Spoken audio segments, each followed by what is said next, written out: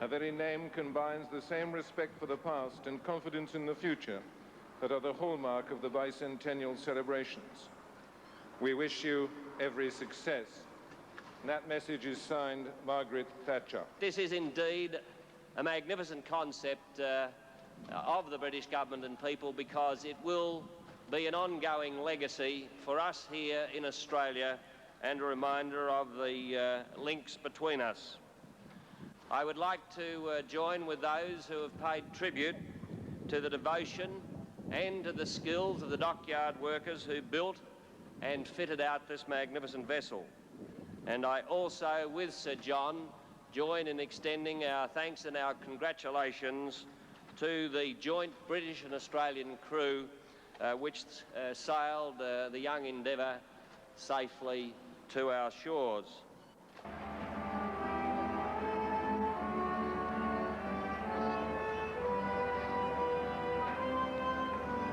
See the British Red Ensign coming down from stern and the Union Jack being lowered from the foremast head.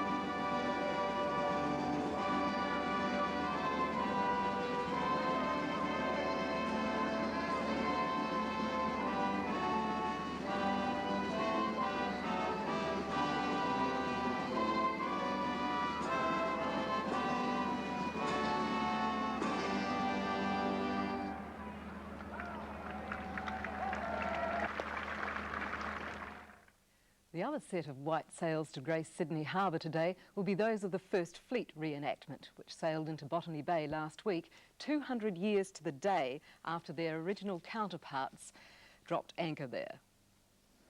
How do you feel watching this, Portia? Incredible to see such a sight. I think it's something that you see only once in a lifetime, isn't it? Indeed, and it looks as if the boats, obviously, all of those people are as thrilled as anybody else watching this telecast, all trying to get as close as they can. There's the flagship Soren Larsen there, just coming through Botany Heads. Well, taking into account that most of the people are working sailors on those boats, it seems as if the accommodation is, what, reasonably luxurious, or perhaps should I say less than sparkling? No, I wouldn't say luxurious, but it's certainly far better than you'd expect on a yacht. This is Eye of the Wind. Coming into view now, the unusual coloured brown sails. She's a brig, this vessel, meaning she has two masts and she carries squares on both masts. And she's a very well finished ship indeed. She was built in 1911 and was beautifully restored by a group of friends, led by the legendary Captain Tiger Timms. Here's the Svanen. She's a Canadian-owned and British-registered barkentine. Barkentine meaning she has three masts and she carries square sail on the foremast. How she sits on the water beautifully. She's a very lovely vessel inside, all wood and beautifully finished. She carries 25 trainee crew and about 12 professional crew. And the Svanen, was it? Svanen. Yes. It's an unusual name, and she's about 43 years old, I understand. Here's the Bounty. The 133-foot, 400-ton fully rigged ship, and she's the only fully rigged ship in the fleet, meaning that she's on her three masts. She carries square sails on all three masts. This Bounty here is an exact full-scale replica of the original Bounty, and it is the exact same size and type of ship and type of rig of ship of the original First Fleet ship. So if you want to get some idea of what the original First Fleet ships looked like, then the Bounty is the one, and doesn't she look a magnificent 400 tons sight? Yes, it's absolutely fabulous. To stand on the deck there with all that sail billowing above you is quite unique, and people can do it. The fleet is sailing on around Australia between February and June. On the end of February, where the whole fleet is sailing from Sydney down to Melbourne, and trainee crew are welcome to join us for those voyages. And then we sail from Melbourne on to Portland and Adelaide for April, then down on to Hobart and Tasmania. And so a lot of those people around Australia who are watching this telecast this morning on television will have the chance to, like we are today, be here to see these ships sail in. Well, a spectacular sight seen last Monday, and Dr. Portia Robinson from Macquarie University, you obviously enjoyed seeing the ships on that particular day, but it will be an even more spectacular sight today. Far better, I think, because the last Monday, when they sailed in, it ended with disappointment, utter horror at the sight of Botany Bay and its marshy lands, and sailing into Sydney Harbour was one of triumph, of relief, of great joy. As one of the lieutenants said, I am much charmed with this place. One of the things that perhaps many people don't realise about the arrival of the First Fleet is that they didn't all arrive in Botany Bay all together on the one day.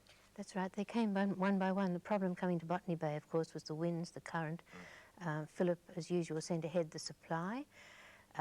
Philip's ship, the Sirius, was not fast enough. This is the Sirius that we can see now. Yes, I think so. It was not a fast ship. It was the flagship and it held the official party. But when Philip wanted to get anywhere in a hurry, he used the supply, which was a small tender. This is the smaller one. You'll see it's only got 2 masts. It had a lot of trouble in heavy weather coming out. But on the voyage out, Philip used it as a sort of messenger boat, a liaison. If there was trouble, he'd send it from one ship to the other with messages. Every time he made a landing, he sent the supply on. And for us, the supply is particularly interesting because its master was David Blackburn, and he was a very reluctant seaman who'd come to the Navy office to see if he could get half pay or a job, and they gave him the master of this ship, which he didn't want, and he said, I am very vexed. He did not wish to come to this colony. He was then told that if he didn't come, he would be struck off the naval list, so he either came or lost his job. And on the way out, he wrote these incredible series of letters to his sister and his mother, and he described the voyage very much in a seaman-like, scientific way, and also his own impressions as he came. So he did start to enjoy it and to pass on to us some history at the same time. Yes, when he realised that he would make something out of the journey, I think. Here you have one of the early landings. I think that's at the mouth of the Tank Stream, which was the centre of the settlement. The Tank Stream more or less divided the settlement, and its valley was where the site of Sydney. Freshwater, of course, was very important to the ships. It was called the Tank Stream because eventually they dug large storage tanks out of the rocks at the top. Problem was people threw dead cows, goats, pigs and did their washing in it, which didn't make it very healthy. Pollution even at that stage. Well, they were very conscious of pollution, and or edicts would go out, do not kill your pigs here, or do not put your refuse in this river, because it was a very small stream, but that was the centre of life really, the fresh water, and had to be taken great care of. Thank you very much, Dr. Robinson. We'll be back for more historical information a little later this morning. But now let's have a look at some of the highlights which are coming in our bicentennial broadcast today. We have a whole range of things that are happening beginning at around about 7:15. Very shortly we'll be seeing some spectacular views of Sydney Harbour and then moving on to the Custom House ceremony in Sydney. 8:25, the tall ship update, and then at 9:30 crossing to Hobart. 5 to 10, the Yarra Super Swim, and then the First Fleet arrival.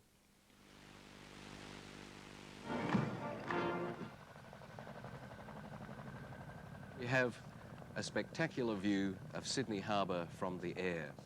This, of course, is the benefit of 20th century flight, something which the First Fleeters certainly didn't have the luxury of.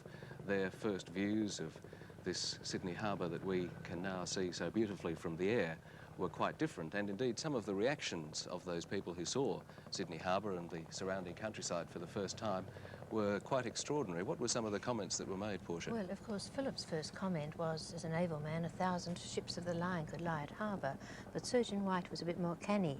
He said they could anchor within pistol shot of the shore, which was a security one.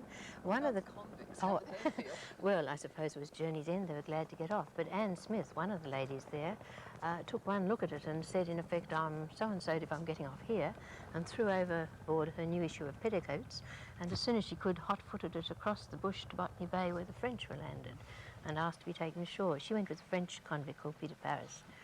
We can see already that there are quite a number of craft on the harbour waters.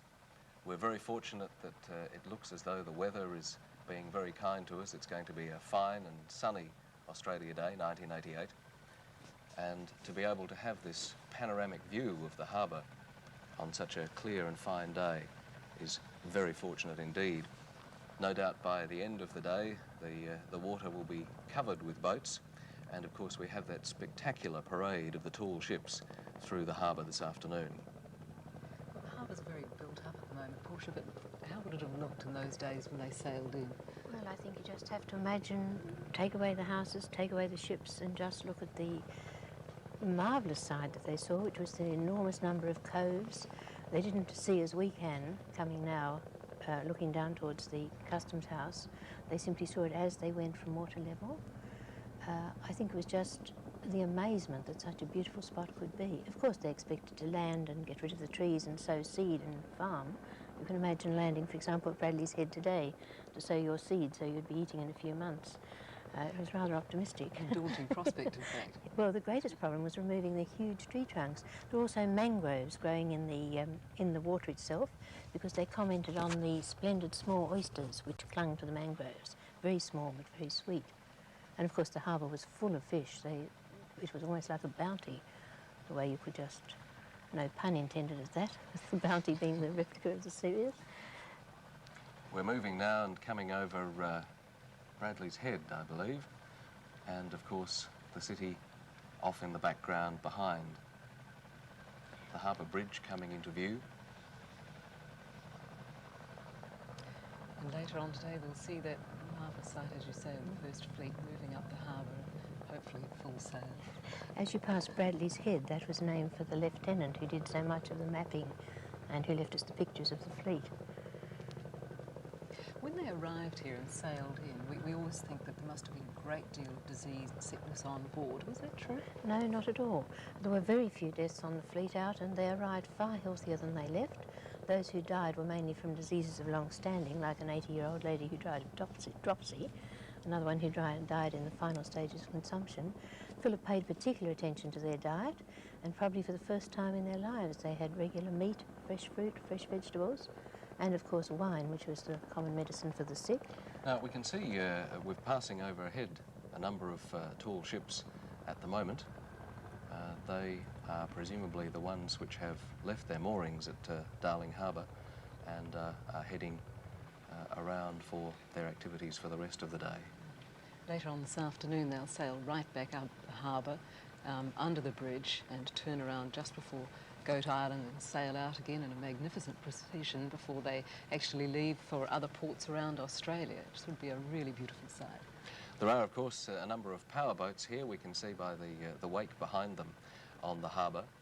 I was speaking the other day to somebody who'd taken a powerboat around to see the tall ships at their mooring in Darling Harbour and had commented on how very well organised and orderly the reaction of the powerboats and people who had come to see the tall ships from the water was around that Darling Harbour mooring.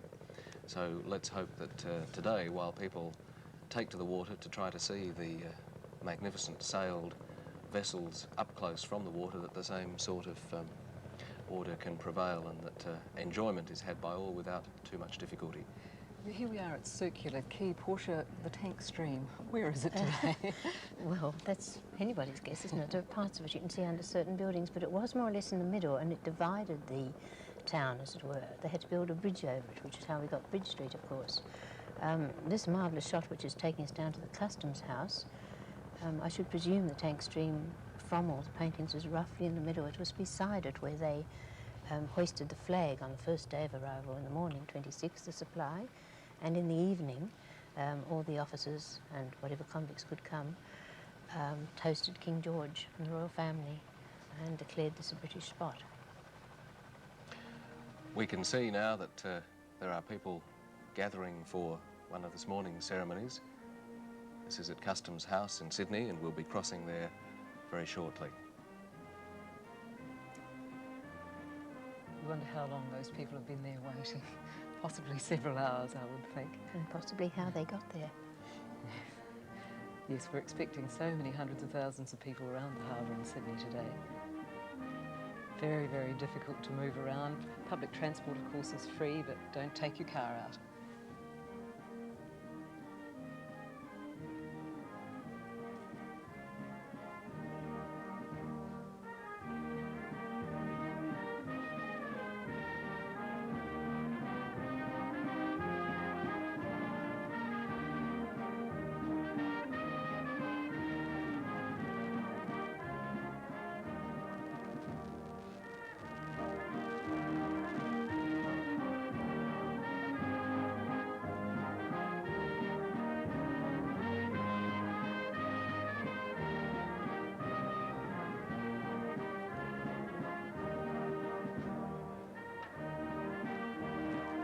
Good morning, everyone. This is Peter Ross at the Customs House in Sydney for the very first formal occasion of our 200th birthday. And I'm joined by Anne Dunn. Good morning, Peter, and good morning, everyone. Yes, we're in Customs Square, right down on Circular Quay at the centre of Sydney Cove, where once, of course, the estuary of the Tank Stream emptied itself into the harbour. And we're commemorating, as Sydney does in fact every year on Australia Day, the founding of the colony of New South Wales and the proclamation of the colony by the first Governor Arthur Phillip 200 years ago. And of course you can see the RAAF band playing for us, and around the corner in Alfred Street, the Australian Defence Force Guard, whom we saw a moment ago. 100 young men from the Royal Australian Navy, the Australian Army and the RAAF. And a moment, we're awaiting the arrival now of Mr. Jerry Gleeson and Mrs. Frances Gleeson.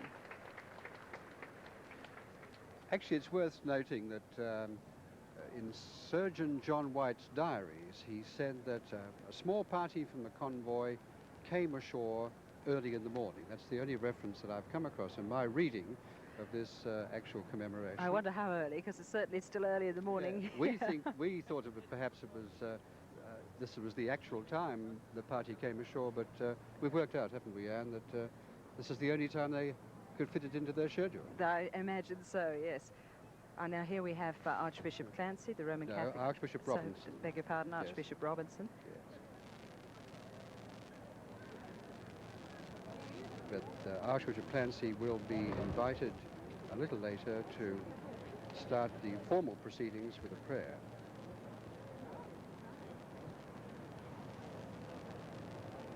Actually, this is a rather modest occasion, this commemoration ceremony. The setting is a very modest one, but it's a very important one because it is the very beginning. It is the beginning. Opposition leader, Mr. Greiner. It's a ceremony that's been specifically designed to allow the people of Sydney to get as close to it as possible. It's very much a New South Wales ceremony, I guess, and the organisers of this particular ceremony were concerned that the people of Sydney should feel a part of it, and so people are around the invited guests and close to them. There is Archbishop Clancy. So the bishops made their appearance, and the official proceedings, in fact, will start in about 3 minutes' time. Well, perhaps you could just take us briefly through what those, the order of those proceedings will be, Peter. Yes, well, after the Premier and Mrs. Unsworth arrive, there'll be a sword salute from the Guard, which I take it will be the Australian Defence Force Guard. And then the New South Wales Governor and Lady Rowland will arrive, and they will follow the Vice-Regal salute. And after that, we'll have a reading of the proclamation. In fact, this proclamation wasn't read on Australia Day, on the 26th of January 1788, but a little later. It was February the 7th, in fact. That's right, some time later. So, strictly speaking, Proclamation Day occurred a week after this event. And that's Mr. Ron Mulock and his wife. He's a Cabinet Minister in the New South Wales Government, Minister for Health.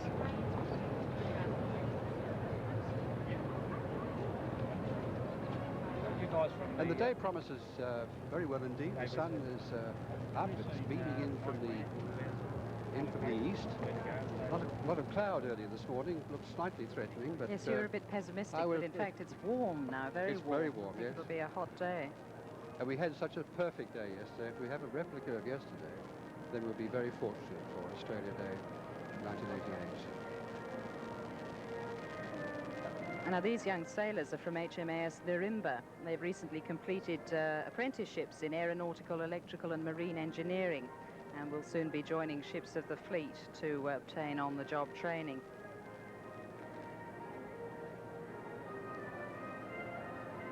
Particularly for people living outside the city of Sydney and the state of New South Wales, I must make a comment about the general organisation of the bicentenary here so far. It has been absolutely first class. I haven't seen a foul up, I haven't seen things go wrong at all, and I think it's great credit to the all flowed very smoothly. Cooperation of the police and the army and the armed services. Sir Eric Neal, Chief Commissioner of the City of Sydney, and Lady Neal. We should explain, perhaps, we have no Lord Mayor of Sydney. That position was abolished about 6 months ago, and the city is run by a commissioner in the council.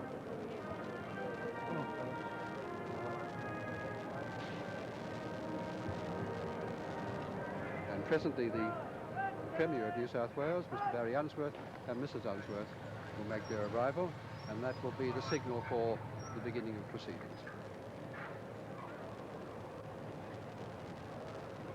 They will be met by the chairman of the New South Wales Bicentennial Council, Mr. Jerry Gleeson.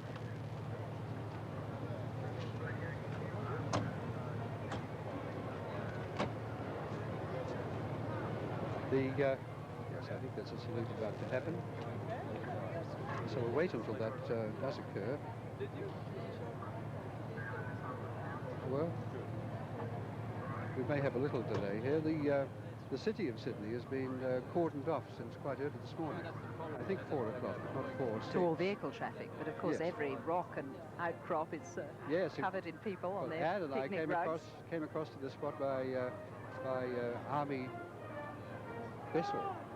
Landing craft. A landing craft. Ah, now the sword salute for the Premier.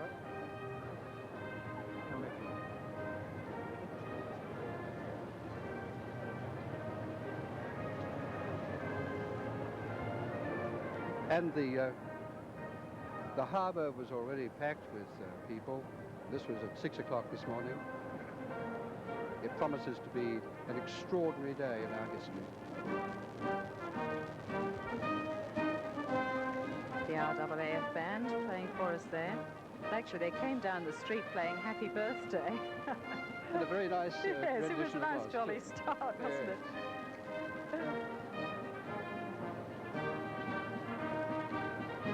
I think we'll have a little musical break from that time. They're actually, their backs there are to Loftus Street. This whole square is bounded by Alfred Loftus and Young Streets, as I said, right down on Circular Quay. The crowd showing their appreciation of the music, applauding them. Of course, this might very well have been the spot where the proclamation was originally It might proclaimed, indeed. They'd have got their because feet a bit wet, I yes, think. it's in the very centre of Sydney Cove. As you look out from here, if you didn't have the Kyle Expressway and a few other pieces of concrete, you'd have a wonderful view of Sydney Cove. Well, of course, originally it was called Semicircular Quay. It was one of the most amazing engineering feats of the early colony. It was built entirely, it was reclaimed, the foreshore was reclaimed, and the building of the quay was done entirely by convicts, one of the greatest works they undertook.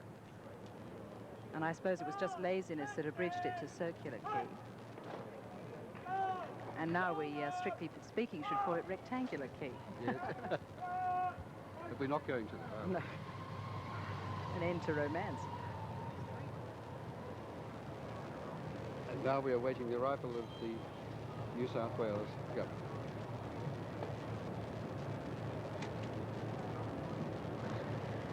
His Excellency the Governor of New South Wales, Air Marshal Sir James Rowland.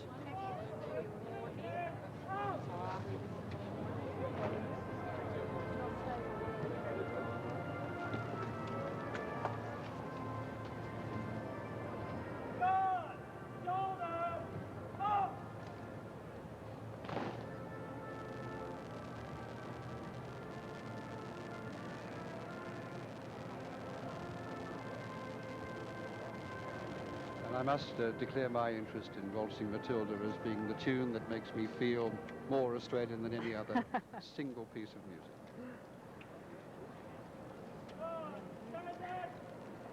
Sir James Rowland was actually senior engineer on the Mirage project, which, if it's not giving away too much, will be among the aircraft we'll see fly past this afternoon.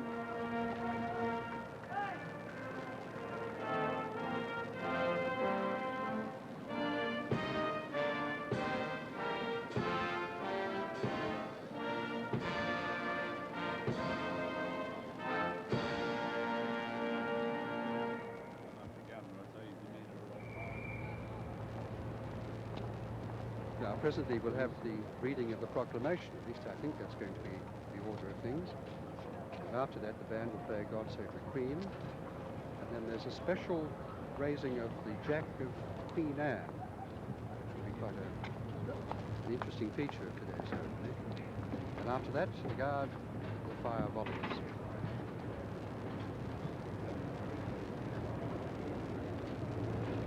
Ladies and gentlemen, the Chairman of the New South Wales Bicentennial Council, Mr. Jerry Gleeson.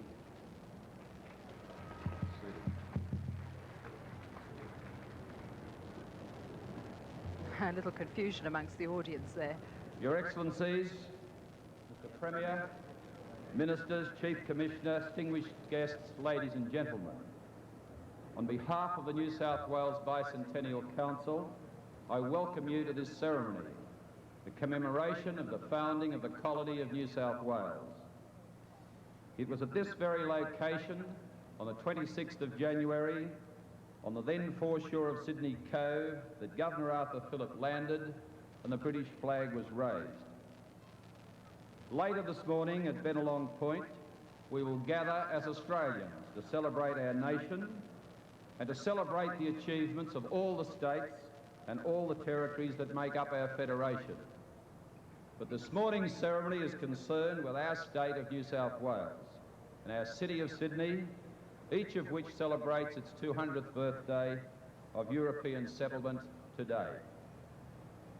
It is fascinating to read the story of how the British government decided to establish a penal colony here at New South Wales.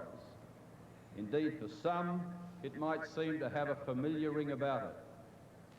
The Declaration of Independence in North America in 1776 meant that it was no longer possible for the British government to transport felons and misfits to America. By 1785, the government was being strongly attacked by the opposition about its failure to find a new place for the outcasts of the prisons and the prison hulks.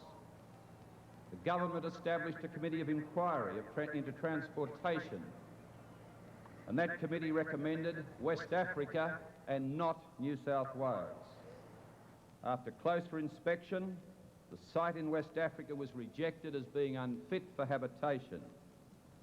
The government was under pressure to make a quick decision, and in August, Botany Bay was selected and Captain Arthur Phillip appointed to command the First Fleet. Today, we are grateful for that decision, since we live in a great country with freedoms not enjoyed by most peoples of the world. These freedoms and standard of living that we enjoy have been achieved only at a cost. Today we recognise, clearer than before, that the traditional owners of this land were dispossessed of that land. 1988 offers the opportunity to alleviate those disadvantages of Aborigines and also the disadvantages of all other Australians who suffer poverty, ill health and other disabilities.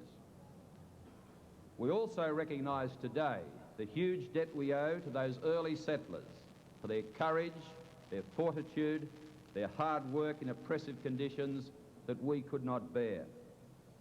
And in those first 50 years there were extraordinary achievements, and we owe a particular debt to the early British and Irish immigrants.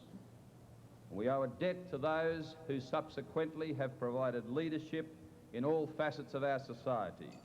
The political leaders, the leaders in commerce and business, the leaders of our unions, the church leaders, and all other leaders of diverse groups.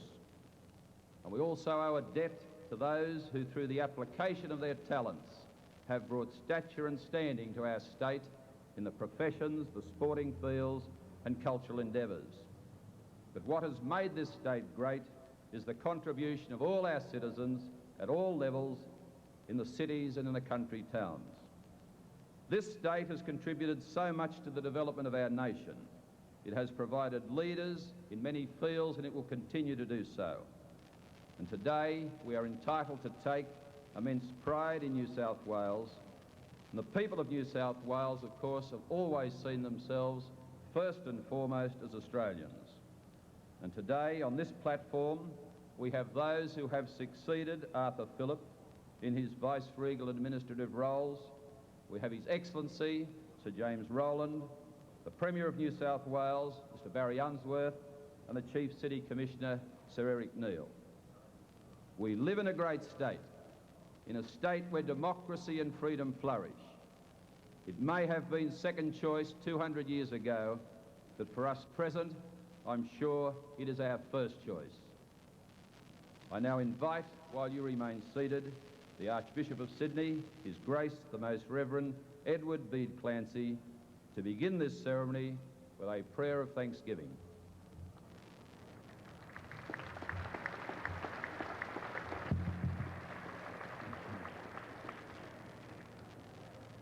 Let us pray. Heavenly Father, as stewards of your creation, we give you fervent thanks in this bicentennial celebration of white settlement in Australia, which had its beginnings in this place. While readily acknowledging and taking responsibility for past and present injustices, failures, and lost opportunities, we take legitimate pride in the achievements that have made this state what it is today. Our story is one of much courage and determination in the taming of this vast, capricious, and stubborn land, constraining it to yield the plenty with which you endowed it. Along with its sister states, New South Wales has established a reputation for friendliness and hospitality, and mindful of its rich resources, has learnt to give permanent welcome to peoples of all countries, cultures, and creeds. These peoples are today among our most valued citizens. Heavenly Father, we thank you for blessing our endeavours which otherwise would have been fruitless and in vain. We pray that present and future generations will treasure the qualities and achievements of those who have preceded them and build on the foundations they have laid. We pray that we shall remain a generous people and shall become ever more sensitive to issues of justice and peace, and eradicate from among us all that is displeasing in your sight. We pray that we might contribute to a truly Australian culture that takes full account of the sacredness of human life, the dignity of the individual, and the immortality of the human spirit. We pray that we shall remain a people tolerant and free, that we shall preserve our Christian heritage and shape our future in the light of your unchanging truth. We ask this through Christ our Lord.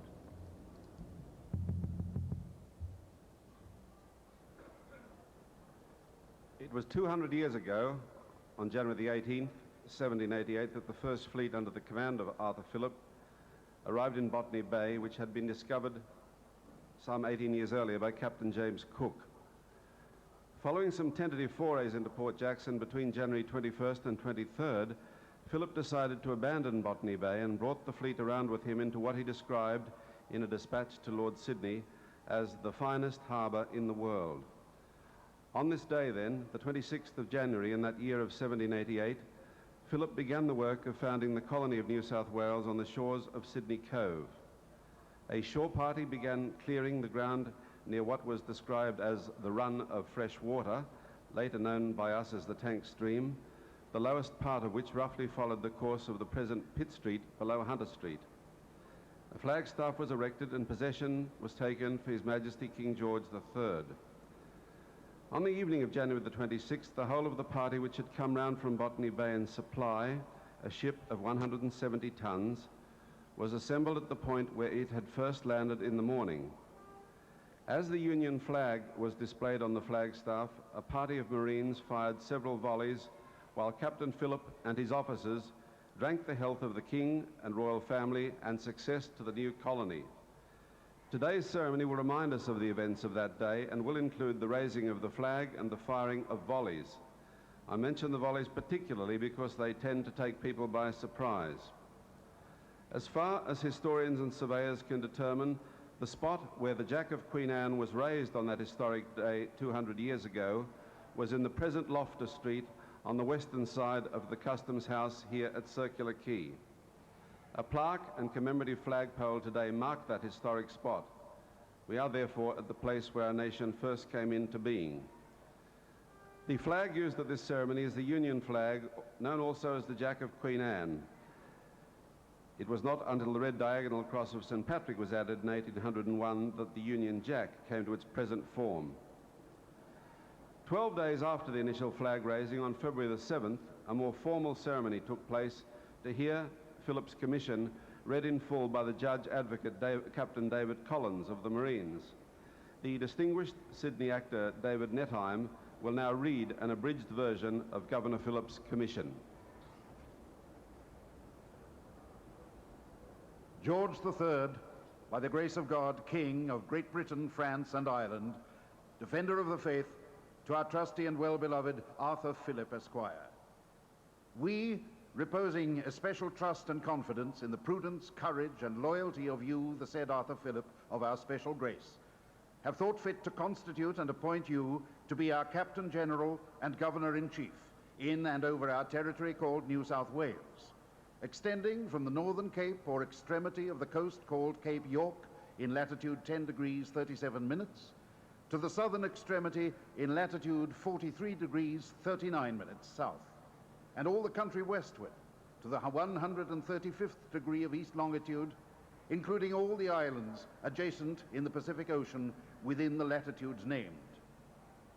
Our will and pleasure is that you take the oath for the due execution of the office and trust of our Captain General and Governor-in-Chief for the due and impartial administration of justice. And we do hereby authorize and empower you to keep and use the public seal for sealing all things whatsoever that shall pass the great seal of our said territory and its dependencies. We further give and grant unto you full power and authority to administer and give oaths to every such person or persons as you shall think fit, and to constitute and appoint justices of the peace, coroners, constables, and such other necessary officers for the better administration of justice, to pardon offences and remit fines and forfeitures, to levy, arm, muster, command, and employ all persons whatsoever residing within the said territory and its dependencies for the resisting of all enemies, pirates, and rebels, both at sea and land, to execute martial law in time of invasion, or at other times when by law it may be executed, to erect, raise, and build so many forts and platforms, castles and cities, boroughs, towns, and fortifications as you shall judge necessary, to constitute and appoint captains, lieutenants, masters of ships, and other commanders and officers, to punish, convict, and execute offenders at sea or during their time of abode at ports, harbors, and bays. We likewise give and grant you full power and authority to grant land, to control commerce, to appoint fairs, marts, and markets. And we require and command all officers and members, civil and military, and all other inhabitants to be obedient, aiding, and assisting to you, the said Arthur Phillip, in the execution of this our commission. And in case of your death or absence out of the said territory, to be obedient, aiding, and assisting to such person as shall be appointed by us to be Lieutenant Governor or Commander-in-Chief. And for so doing, this shall be your warrant by writ of Privy Seal, given at our court at St. James, the 26th day of March, 1787, in the 27th year of our reign. God save the King.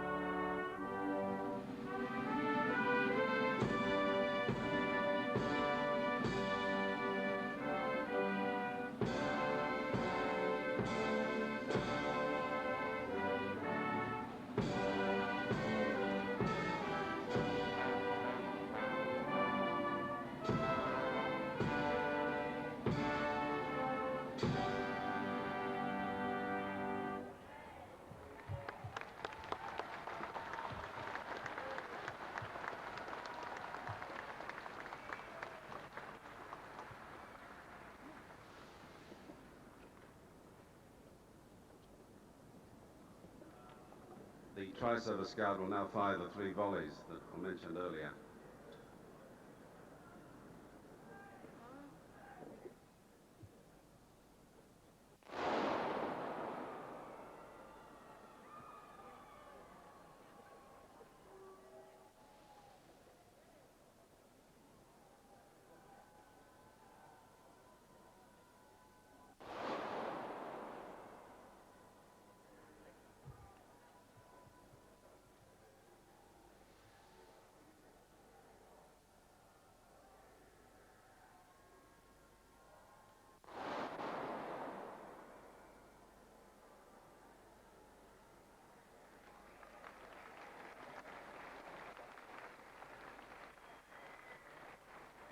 Ladies and gentlemen, the Premier of New South Wales, the Honourable Barry J. Unsworth.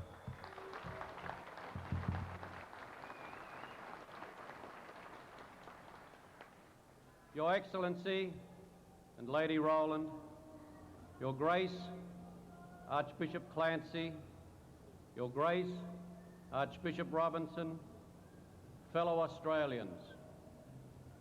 Welcome to the first ceremony of the 200th Australia Day celebrations. A special welcome to friends and fellow Australians who have gathered together at New South Wales House in London, where these brief proceedings are being broadcast live. The great events and celebrations which will take place in the hours ahead are dedicated to Australia. But this first ceremony is for New South Wales. This is the commemoration of the 200th birthday of Australia's foundation state. And it all began here, on this spot, 200 years ago. The founding of Sydney, the founding of New South Wales, the founding of Australia. When Governor Arthur Phillip established the government of New South Wales, he took possession of it in the name of King George III of a vast territory. New South Wales comprised nearly 2/3 of the Australian continent plus New Zealand. It included what are now the states of Queensland, Victoria, Tasmania, South Australia, about 1/3 of Western Australia and the Northern Territory.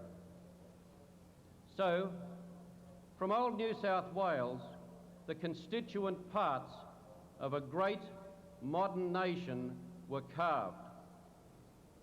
Yet the mother state still remains the greatest state, the premier state of our nation in every sense.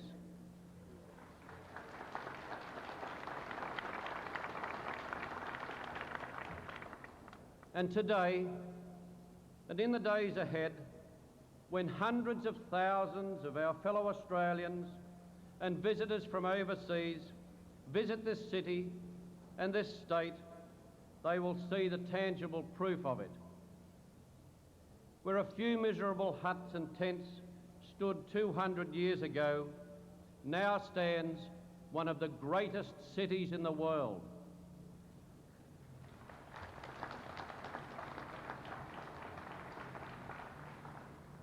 A living, growing, vibrant city, a city for the people. This is a proud day, and these are proud times in the history of Sydney and the history of New South Wales. But today is above all a day of remembrance, thanksgiving and gratitude. A day especially to remember the work and the hardships of Governor Phillip and his band of exiles who arrived at this place 200 years ago today. And to remember with thanks and gratitude the work and sacrifices of the generations of pioneers, our forebears. Let us now begin the 3rd century of our city and our state with a renewed determination to justify the splendid inheritance they have given us. Ladies and gentlemen, I now invite His Excellency Air Marshal Sir James Rowland, Governor of New South Wales, to address this gathering and to unveil a commemorative plaque.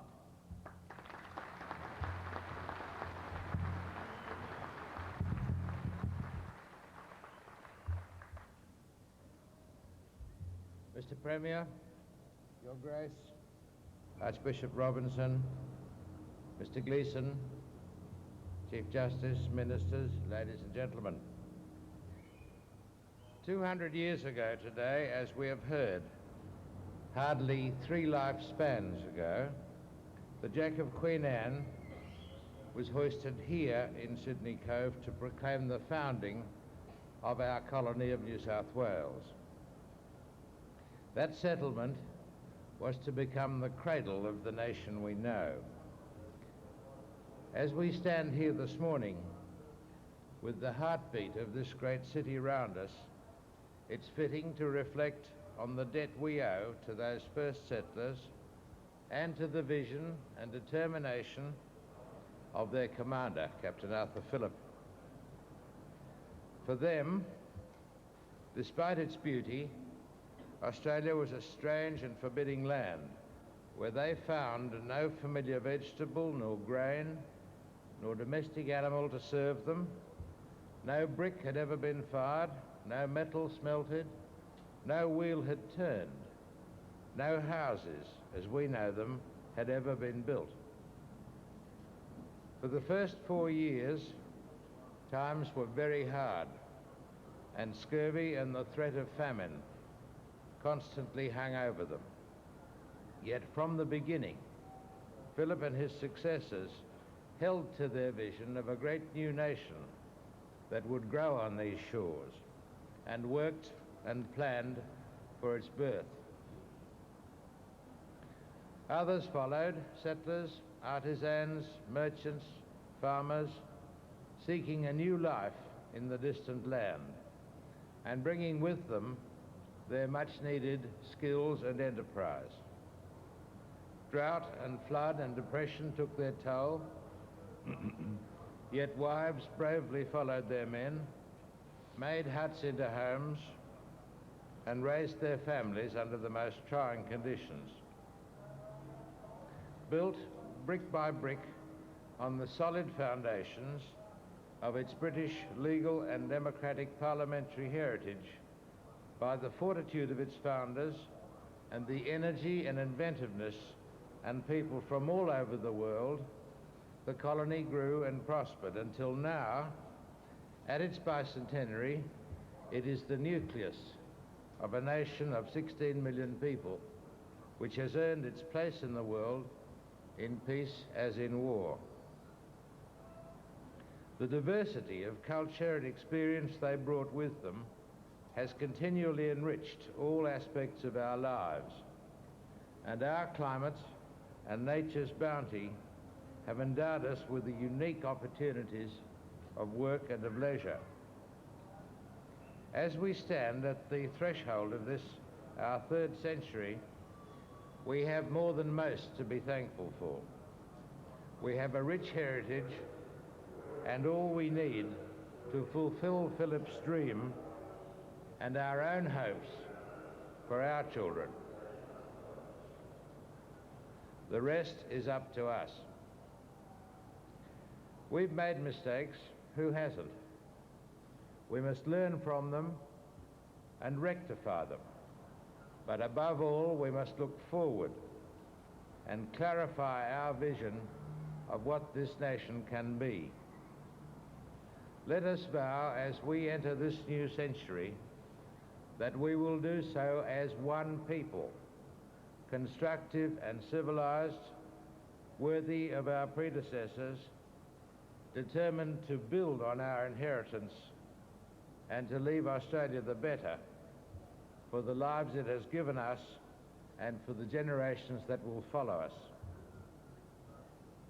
It is now my privilege, as 33rd in line after Captain Phillip, to unveil a plaque on the corner over here, which commemorates the beginning of this nation and our entry onto our 3rd century and our presence here today.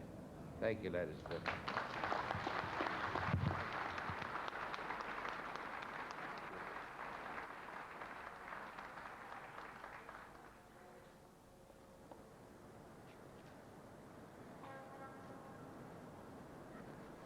Official party will now move to Loftus Street to unveil the plaque commemorating the 200th anniversary.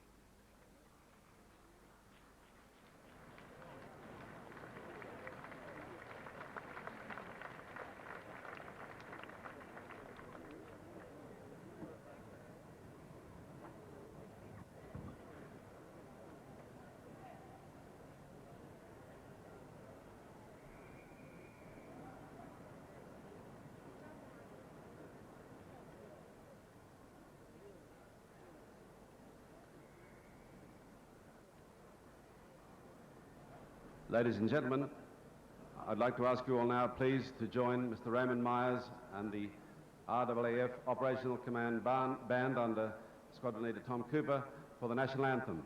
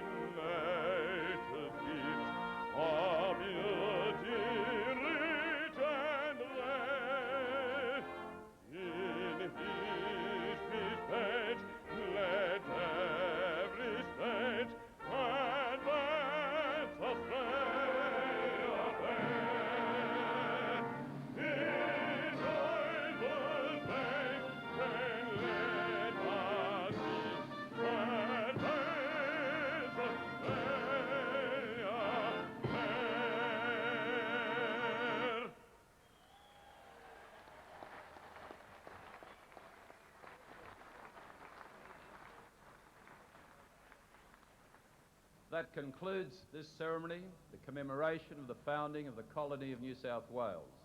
We will gather at 11 o'clock at Bennelong Point to celebrate the nation.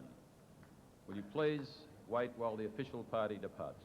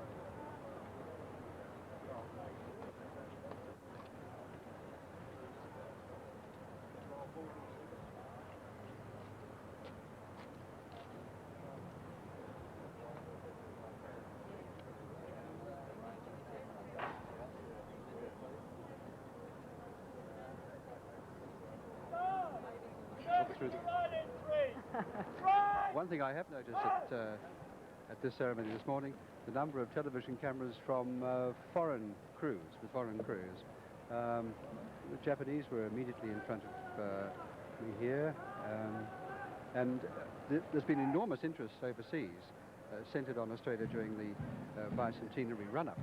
And I was talking to the BBC producer yesterday, who said how stunningly well the whole thing had been organised, and they were filing a programme a half an hour a day to London, and it was being very well received. This morning, yes, of the degree of organisation. There go the Air Force component of the Australian Defence Force Guard, ground crew from various bases in the Sydney region. The Army component of the Defence Force Guard is interesting. They're all soldiers from the 3rd Battalion of the Royal Australian Regiment, which occupies a unique place in the Australian Army. They perform an airborne infantry role, so they're all parachute qualified and normally wear that distinctive maroon beret instead of...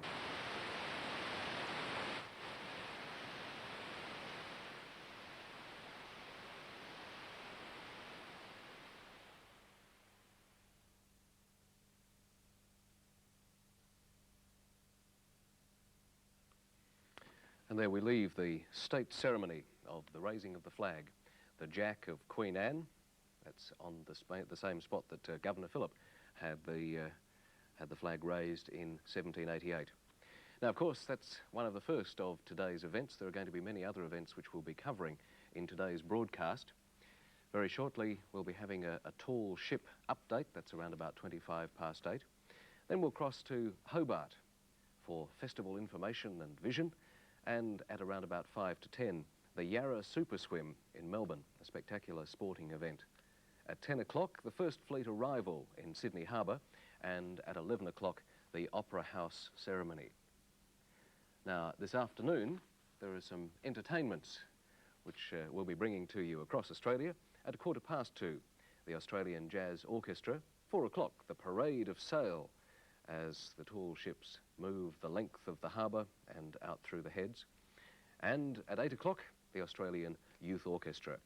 8:50, the 88-gun salute, and some of the most spectacular fireworks that I imagine you will ever have seen. So a day and an evening full of great events which we'll be bringing to you on this Australia Day 1988. But let's look back now. Let's look back many years to some of the earliest years of the settlement and what it looked like, some of those early buildings. And Dr. Portia Robinson can give us some historical insights into some of the pictures that we're going to see now. And this first one, where are we? We're at Government House, the first Government House that was built for Phillip. He opened it in May 1789. But particularly interesting, if you look to the right, you'll see a small bluish sort of building. That's the portable house which he brought out him prefabricated from England, and it's in that he wrote his early dispatches, complaining to Lord Sydney of the state of the dispatches, the water falling through the roof, and the blurbs, which you can see in the original ones today. You'll see he has a covered walk leading to his kitchens on the right, which were not part of the original one and continue to be in early Australia. It seems that even at that stage there was a rather European sense of discipline imposed on the garden area. Yes, well, that was mainly for subsistence too. Although it is called a garden, it's mainly the vegetables which were grown. Without those vegetables, they wouldn't survive. Food was very short, as you know, at the time, and the gardens were essential. Every ship, every person had their own garden. So we were growing vegetables out the front of the house, right? That's right, for many years. Now here we have another shot of Government House at a later time. And that gives you a very stylised view of the formal gardens. When Bligh came in, he changed the gardens greatly, and this was more or less as Mrs. King had wanted them, a geometrical formal garden of the time. But Bligh decided that he would rather have a more up-to-date, a sort of capability brown effect, country gentleman's estate. What about the people who lived in them, the ladies who looked after these houses? Well, I suppose the first official lady would have been Mrs. King, wouldn't it, Anna Josepha, who came out with Governor King when he came back the second time. He'd been out, of course, in the First Fleet, and she would have been the mistress of this house. And after her, we would have had Bligh's daughter, the very pugnacious and rather Speaking up for herself, Mrs. Putland, who used to annoy the officers, incidentally, by wearing feathers in her bonnets to church. There was a complaint that it blocked the view. Of course, the one we remember greatly, of course, is the Governor Macquarie's lady, Elizabeth, a very gentle lady. Another of the early buildings, of course, was the church, St. Philip's Church. The first one that was built, Johnson had tremendous trouble getting a church built. It just didn't have priority, and he held sermons wherever he could, in barns, in convicts' huts, out in the open, under the breeze, or as he said, on the grass. The first one was built, burnt down in 1798. I think one of the greatest buildings, of course, was the Hyde Park Barracks, which was designed by Greenway, the convict architect, a very irascible man who fought with everybody and wanted things his way. And then you come on to one of the mansions, the Henrietta Mansion, which was built by Captain Piper, and the lady whom he eventually married and lived at Elizabeth Henrietta Villa, and she was the daughter of Mary Ann Shears. She was the daughter of a convict woman, and she'd grown up in Norfolk Island. So you can see the difference between a convict daughter's upbringing. It took the eye of this gentleman, as he was so called when he was Commandant of Norfolk Island. Very kindly he was. Particularly to the women, he increased their allowance and gave them extra blankets and petticoats. View of Sydney, when you're looking at it, this was painted by the other convict forger who came out, a Scots chap from Dumfries. He did most of the early paintings, though the officers, particularly Hunter and White, took them back and said this rascal has actually signed them when they were having them published. And here you're looking across at Sydney Harbour, a general view. You can see more or less the Opera House would be to our left, wouldn't it? But you can see the difference it would be here to the people who came in the early years from the overcrowded slums, where it was customary for 2-3 families to share a room and 8 or 9 a bed. And here they're coming to a much wider and more healthy environment. When you look here up to the North Head, this is a scene from Sydney looking from Kirribilli, and that's exactly how it would have looked to the ships which came in 1811, bringing, for example, the women from Ireland on the Providence, or the women from England on the Friends, which came on the 10th of October. And you can imagine the women who, for example, who came from Kilkenny, from Galway, from all the parts of England, and this is their site of where they'll be. Let's have a look now at the harbour as it is this morning, after having seen some of those pictures from way back in time, and we can see the Lewin here in the harbour. Still a beautiful day for Australia Day 1988, and we'll be bringing you throughout the day all sorts of Australia Day activities. We hope the next time we see it, in fact, it will have some sails unfurled. It's a beautiful sight even as it is. Yes, well, that's when they first came to Botany Bay, of course, and moored.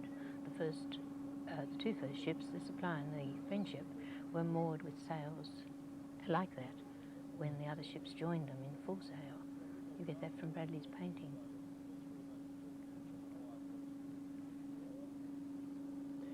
It'll be many years before the harbour is once again occupied by so many large amounts of sail on the tall ships. We're now seeing a view of the harbour from our airship, which we'll be crossing to at various stages of the day to bring commentary to you about what's happening. Yes, and we can see, Richard, that the craft are starting to move out onto the harbour now. Our earlier shots were just a few, and I should think we'll see many more than that within an hour or two. It's almost justifying Philip's statement, 1,000 ships of the line, isn't it? It's almost like a prophecy. Yes, that's another of the tall ships there, getting itself ready to go out for the parade this afternoon. The views, I think, of the North Shore behind us there. As I understand, a number of the tall ships came from Scandinavia, were built in Denmark, and there's one from Sweden. We should really say, hey, välkommen, till the Swedish ones. Yes, so back to the Lewin there as it's passing out through some of Sydney's rather more attractive waterside houses. They'll have a lovely view. They won't have to leave home and crowd on the foreshore. They can sit at home and enjoy a very pleasant afternoon. Probably very popular they are. Many, many friends, I'd say these people have. Now, there's some people who have already left home. I'd say there's probably several 100,000 people starting or making their way towards the harbour to get the best vantage points now. I think we're expecting, almost 1 million people to be surrounding the harbour today and watching those tall ships in the first fleet. No doubt the water police and those in control of craft on the water will have their work cut out today, making sure that people behave in an orderly manner with their power boats and under sail as well. Don't over-celebrate and cause accidents. There's a tremendous problem with the ships under sail in the First Fleet reenactment and the tall ships, which of course can't give way to whatever may come. Yes, especially things like the Polish square rigger, which finds it quite difficult to turn around on a sixpence. But I think most people are aware of this and will take great care. We can see now part of the airship, the view through the spinning propeller. Peter Wilkins and Kerry Brewster are aboard the airship, and they will be bringing us commentary through the morning, assuming we can hang on to the line, which looks a little shaky just at the moment. They're right But out a magnificent vista and a magnificent view from such a height.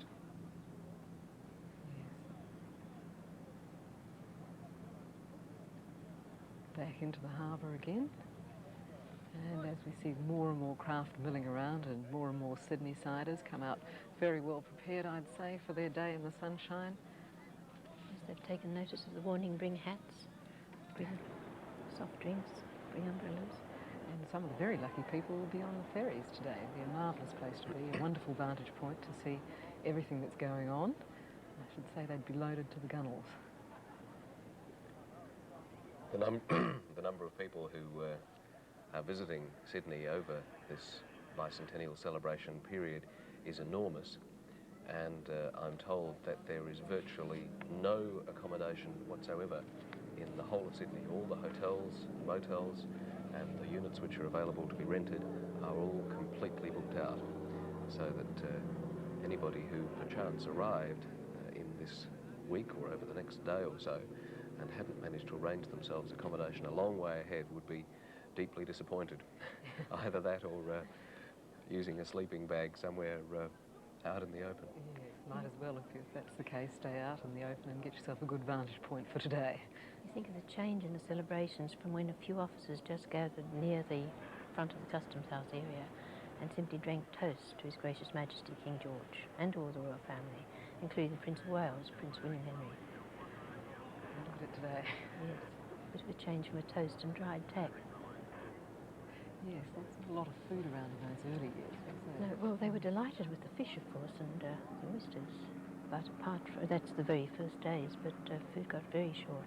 We're looking here at the siders of the harbour. There was a bit of a problem, wasn't there, establishing some sort of a farm to get food produced. In fact, there we can see it just to the left of the Opera House was the Botanical Gardens where the first farm was established, wasn't it? Yes, and when you think of the difficulties of just going into virgin land, particularly at that time of the year, not realising that our winter was coming on, but the land to be cleared to get the roots out, and with no implements and not very willing labour. That's why the settlement, if I say we, I live there permanently, the settlement moved up to Rose Hill, Parramatta as it was called, and there you found wonderful agricultural land. And then finally, and the greatest problem, of course, over to Norfolk Island, which was abundant in wild birds. Sandstone. I mean, even when you look at that shot there at the land behind, just imagine trying to subsist on it. Yes, there's a young Australian enjoying the bicentenary. People are already staking out their spots to make sure that... Is it a covered lady? Yes, protection from the sun. It must be one of the most beautiful harbours in the world. If I do sound partisan, I was born here. But it does. There's few I've seen, except perhaps Stockholm rivals it a little, but it's such a magnificent harbour, particularly on a day like this. And you can really understand the enthusiasm of most of the first settlers, and even the ships as they came in throughout the last century. By the time you got the clippers coming with the migrants and the settlers. Was there much written evidence of enthusiasm from those first settlers, or from the people who came here in the very early days of European settlement, or was it a sense of some disappointment and confusion? No, I think the first was actual surprise. There was a letter in the Australian, I think it was, in the 1820s, from a man who signed himself a Jolly Jack Tar, But his reaction to Sydney was quite incredible. He said, I came expecting to find neither my life, my wife, nor my purse was safe. And instead I found towns which would grace Britain itself, streets as wide as Hanover Square, beautiful houses, carts, carriages, shops, and everything peaceful and calm. And he found his amazement he was quite safe. Nobody ran off with his wife, stole his purse, or cut his throat. But it's usually an unexpected reaction. People in Britain just didn't know what they'd find when they came here. They'd heard about the horror of Botany Bay. Botany Bay not being a geographical term, but inferring all the infamy and disaster of convictism. Yes, there was some surprise, wasn't there, that in fact crime was considerably lower than anyone ever expected it would be in the colony. Yes, that was something which visitors had to come to terms with. They thought they were coming to a colony of murderous thieves, of dissolute women, of debauchery in the streets. And I mean, how could that happen when the colony was growing at such a pace and progressing? In terms of the growth of the colony, we can certainly see how it's spread with a wide range of buildings all around the harbour. Where were the points of greatest building concentration in the early days of the settlement? Well, very much around Sydney itself, particularly the valley of the Tank Stream, and it spread out from there. But that was the centre, yes. It was a matter of transport, really. They would ask visiting ships to kindly water on the other side of the harbour because there was not much supply of water here.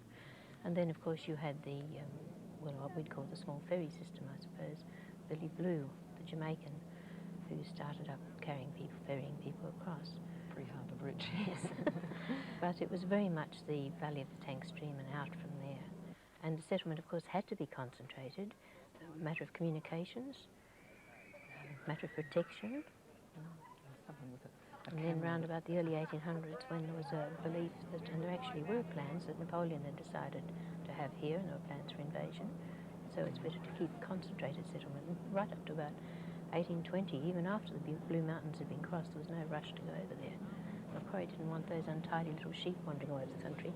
He wanted settlement contained. Well, we now see St Mary's Cathedral. Inga.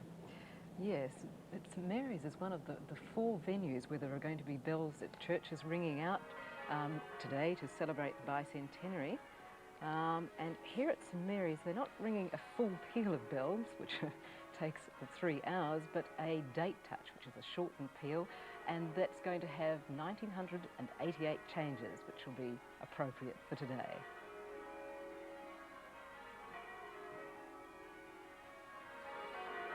Here we can see the bell ringers ringing the bells of St Mary's.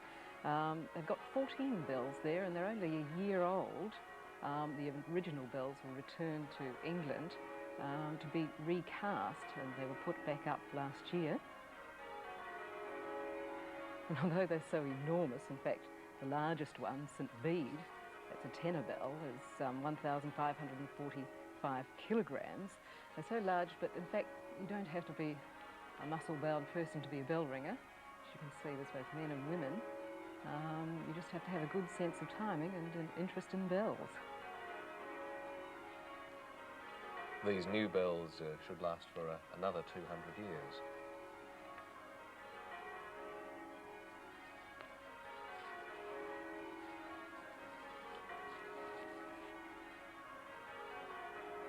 Each of the bells has a name relating in general to saints. We have St Thomas, St Francis, St Benedict, St Patrick, St John the Baptist, St Joseph. And then there are others with names such as Ora Pro Nobis and Mary the Mother of God, Nomen Jesu Christi, Our Lady Help of Christians, also St Edward, St Michael, St Bede and St James. You can imagine that the bell ringers actually get rather fond of their bells. You probably, I imagine, have a favourite bell, etc. But it's very interesting to see how they're coordinated. Bells are rung in changes with a pattern changing each time a bell strikes. And you talk about a peal of bells, and it takes around 3 hours to ring out a peal of bells with 5,040 changes. So you certainly have to know what you're doing, I imagine.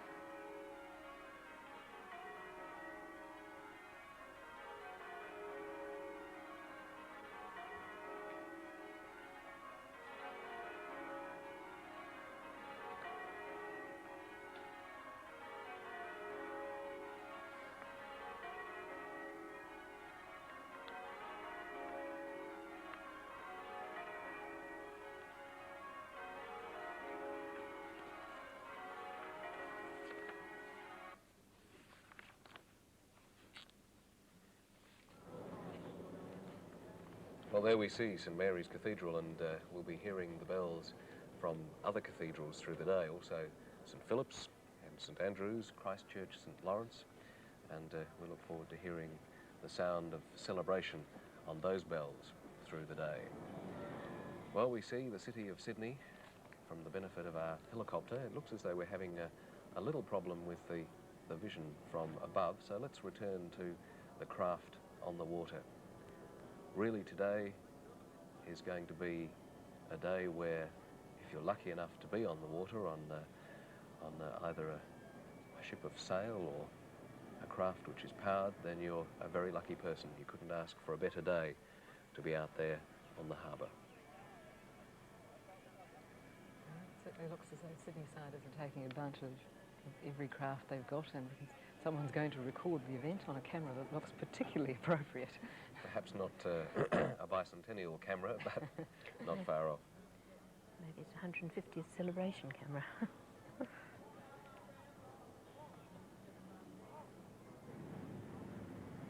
we have a beautiful view there of the Sydney Harbour Bridge, tall ships ranged along one side, the Opera House, Botanic Gardens, with everybody milling about in boats in front. I think that's one of the most beautiful views of Sydney. When you fly back into Sydney, having been out or away, it's something. If you see the Opera House, the Harbour Bridge, and the harbour. I had the good fortune yesterday to see it from the helicopter coming through the heads. It's the most marvellous sight I've ever seen, you know, with the sun shining on the water. I think it's often forgotten that Sydney is and always has been a seaport, basically. It's a place that has been dependent on the sea for its communications. As Blaney said, the tyranny of distance, there was no way that you could have communication with the other side of the world except by sea. And that continued through all the ships. So it's appropriate that today, with our bicentenary, we are focused so strongly on that harbour, on the water there. It's because the harbour is Sydney in its historical past. And of course it's been tremendous use. It was the Aboriginal women who showed some of the convict fishermen where to fish, how to fish. And now we get a beautiful aerial shot from our helicopter, just showing that these ships, boats and whatever are all moving around. You can see a couple of tall ships there, waiting to go out. There is, of course, a great focus on Sydney Harbour, and there will be throughout the day, but we will, of course, also be crossing to various parts of the country to share in their celebrations today. We'll be going to Perth later, to Adelaide also, to Brisbane, and a little later we'll be looking at the morning celebrations in Canberra in the presence of Sir Ninian and Lady Stephen.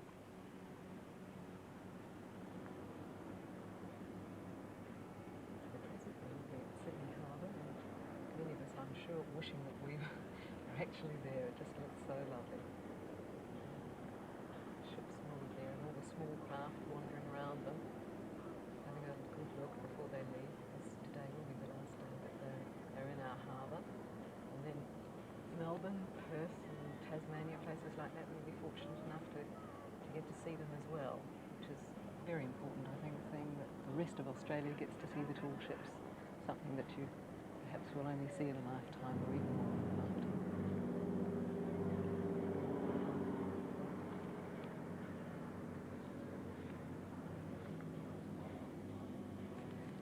I think we've got two of the larger ships there. I can't really tell It's a little difficult to identify them. It's difficult to identify when you're looking straight down on the deck. You can see those enormously tall masts, and think of the men who in the heavy seas, when they came down, especially down into the roaring 40s, the men who were up those masts and looking after those ships. It must have been a fairly terrifying thing. Yes, it's unbelievable to think that they could come so far with Philip's expedition and lose so few. There was one convict woman, I remember, Phoebe Norton, who actually fell overboard accidentally, and that they jumped in immediately and put her in the little boat that was moored at the top and saved her. Brought her up feeling slightly worse for the wear. You wonder how she'd feel for the rest of the voyage. I bet she stayed below. She'd apparently been over anxious to see where they were going, and was a bit of frolicking on the deck. Yes, it all looks so pleasant here on the harbour today, but It was a dangerous voyage for disease. How many ships went down? There must be many, many ships. Well, I think too there are other things that we forget. The ships were wooden naturally, and they had fire for cooking and fire for lighting. And you think of, well, in the convict case, they were divided into messes of 6, and they would cook their own food. You think of all those little fires. I suppose the amount of water that got washed over, as Ralph Clark, one of the diarists, said, at one stage it was so rough that the waves washed the Marines out of their bunks and also the convict women. He left out his punctuation. But the actual problems of keeping so many people so crowded together, and also not only people, but ships, cows, sheep, cows, dogs, you name it. And several of the officers brought their pets. The chaplain's wife, who was a bride, brought her 2 best cats, Master Tom. Look at the size of these, and they must have been crammed in, mustn't they? Oh, well, it's almost unbelievable to think of it, that a ship, one of the replicas, which would have, say, a crew at the most, and everyone on it 30, and yet there might have been 140, 150 on the one they're representing. 104 women, at least, on the Lady Bedroom, who shared below. I don't think they found it as horrifying as we did, because most of them had been in these appalling jails and holding places for so long, they probably didn't notice they were sleeping in 12 inches of bedding space. Many of the prison facilities in England at the time of transportation began, in actual fact, were converted ships, were they not? Yes, the prison hulks. That's when they ran out of sufficient places to keep them, when the Americans wouldn't accept the convicts. So they were rotted, they had disease-ridden. The Alexander was so bad it had to be whitewashed, everyone taken off it. And that was a very bad ship all the way out because of the dangerous condition of disease in it. There's another one of the officers commented on his cabin that had been formerly used by somebody who had died of smallpox, I think it was. I'm not too sure. It was some very catching disease, but he said they whitewashed it for me. So imagine just moving into a small cabin you couldn't stand upright and travelling all that way. We tend to think of people only having difficulties with disease and these difficult conditions on the way over here, but once the vessels left Australia to head home or to head further on their voyages, they also had difficulties then, did they not, once they'd offloaded their convict cargo? That's very interesting, because it was much worse after they'd left the convicts. It was reported that the crew of the Alexander was so distressed with scurvy that they buried 18 hands in 3 weeks. And by the time the Friendship had gone not even as far as Rio, they had to scuttle it because they hadn't sufficient crew to carry it on. Now this is after they left the convicts. And then, of course, the captain, the Prince of Wales, poor man, died at sea from some of these strange diseases which seemed to be on them. And the hardships were so great that by the time they came to Rio, there were only 4 seamen who could stand on deck of the Golden Grove. The rest were laid low or dead or overboard with scurvy, fever, and what have you. So they only lost a couple of people. Oh, there was a lady with dropsy, you were saying, before on the way out. Yes.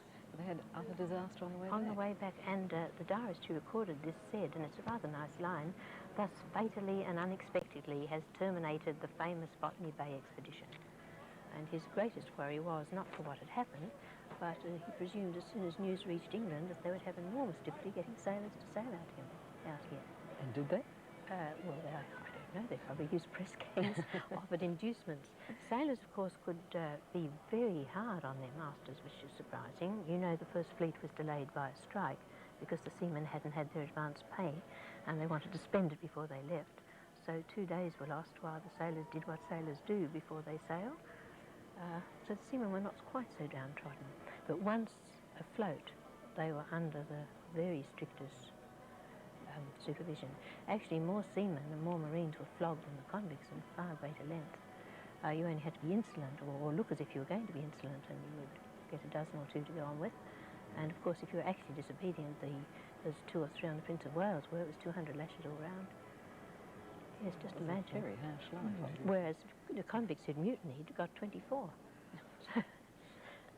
Yes, we tend to think that it must have been an enormous challenge, and indeed it must have been an enormous challenge for those people who've made up the crews of the tall ships and who've sailed such great distances in vessels which, comparative to those which normally sail the high seas these days, are much less comfortable and demand much more arduous activities from their crew, but compared with those early ships and the early conditions on board, it must have been at least relatively painless for those crews of vessels like the Young Endeavour and other tall ships which have come over recently. I don't think the commanders regretted that they didn't have the power to keel haul, to take them to the flagship. Quite often for punishment, the different ships, the captain of the Lady Penrhyn, for example, took 2 of his seamen over to Philip to deal with because they had insisted on sailing against his orders in the wrong direction. There seemed to be a lot of independent thinkers, didn't there? People. Yeah. Well, many of the tall ships today have actually got crews of young cadets and young sailors on them, young people who are learning how to sail, and for them the discipline is merely just learning how to operate such a ship. It must be a tremendous experience from them. I remember when the Joseph Conrad came, that came out from Norway with Alan Villiers, and they trained the Norwegian seamen who have to spend so much time before the mast. And I can remember seeing that ship. Actually, it was just before the last World War. I was very, very young. And it's just the smallness of the ship and the heaving of the deck is something I'll never forget. And to think that you could sail all that way, and particularly the young ones. And there were young ones on the First Fleet. You had 5 young cabin boys, at least 5 more. And you had the convicts' children, and Major Ross brought his son, almost like a picnic. I would be very hesitant to bring my child on such a journey. So many weeks. However, many people will have brought their families to view today's celebrations. In fact, we can see there, gathered around the foot of the harbour bridge, the most enormous crowd of people, and no doubt at all sorts of vantage points, anywhere where there is a view or an opportunity to get close to the water or see the water, there will be thousands upon thousands of people all around Sydney Harbour today. We'll be crossing very shortly to our airship. Indeed, this may be the view from the airship at the moment, to gain some details about the scene at South Head. But we can see now how the people have gathered around the harbour bridge. The harbour bridge, of course, tonight will be closed for a period of time during the display of the fireworks, and that promises to be one of the most spectacular displays that Sydney has ever seen. Yes, if anybody can remember, well, I'm sure we do remember the naval display that we had. It's going to be, well, just about twice as big as that. It's cost almost twice as much, so it should be the most amazing display with incredible fireworks there, going on for 17 minutes, and it begins at 9 o'clock tonight. I understand there are going to be 88 special fireworks over the bridge at one stage. Yes, incredible. Yes. There's Mrs. Macquarie's chair up there, lined with people. I think many of them won't be going home till later tonight. Well, now we're going to take the opportunity to have a look at the scene at South Head and to commentate upon the activities there. We'll cross now to Peter Wilkins and Kerry Brewster. Well, a very good morning to you all, and that is the scene and very characteristic of it as we watch and wait expectantly on South Head, people wending their way in their hundreds and, well, thousands, I may say, out to meet the First Fleet, who are in turn wending their way up the coast from Botany Bay, Kerry. Yeah, that's right. I don't know exactly where the First Fleet is right at this point, but I'm sure that all the crew and trainees on board and the sponsors are very glad to be coming up to Sydney Harbour because, of course, all the action's been up here with the tall ships at Darling Harbour. The fleet's been anchored at Botany Bay since the 18th. The boats haven't been watered, they haven't been able to get to shore, so perhaps they're feeling as glad to leave Botany Bay and arrive in Port Jackson as those on the First Fleet. Well, it was reasonably quiet out in the harbour early this morning, but it was literally the calm before the storm, because now we are seeing so many spectator craft heading out towards them, and well, what a reception it's going to be when they arrive, when they come through the heads in a little over an hour and a quarter from now, and well, they might be tired later on tonight, Kerry. They're going to be very tired. They've been up probably now for about 24 hours. All the sponsors have got on board about 2 o'clock this morning, so they're going to be very tired, but it's so exciting for them as well, and very emotional. I'm sure they'll be wide awake for it all. Well, the plan of attack is that a team of more up-to-date yachts is actually leading in the first fleet, and it's called the Phillips Choice Race. This year it's not actually a race but more a parade, and they've selected 11 of mostly high-tech boats to act as a flagship, if you like, for the first fleet. And that should be something to see as well. They'll be led by Love and War, dual Sydney-Hobart winner. That's one of the oldest boats in the fleet, but others we'll see Beyond Thunderdome, Drake's Prayer, Sagacious, the Admiral's Cuppa, Gary Appleby, and it should be a fine sight, as the sight we're seeing now is. It's probably going to be very hard to distinguish all the yachts, which are the ones from the Phillips Choice, from just the spectator boats who have gone out to meet the fleet. There are going to be hundreds and hundreds of them out there. Well, there'll be over $3 million worth of marine work on display when the Phillips Choice race comes in, and it's actually going to be an annual thing. They inaugurated it because it was Phillips Choice, Port Jackson. He said so. Rather than Botany Bay. That's right. Yeah, it's so pretty out here at the moment. It's beautiful weather.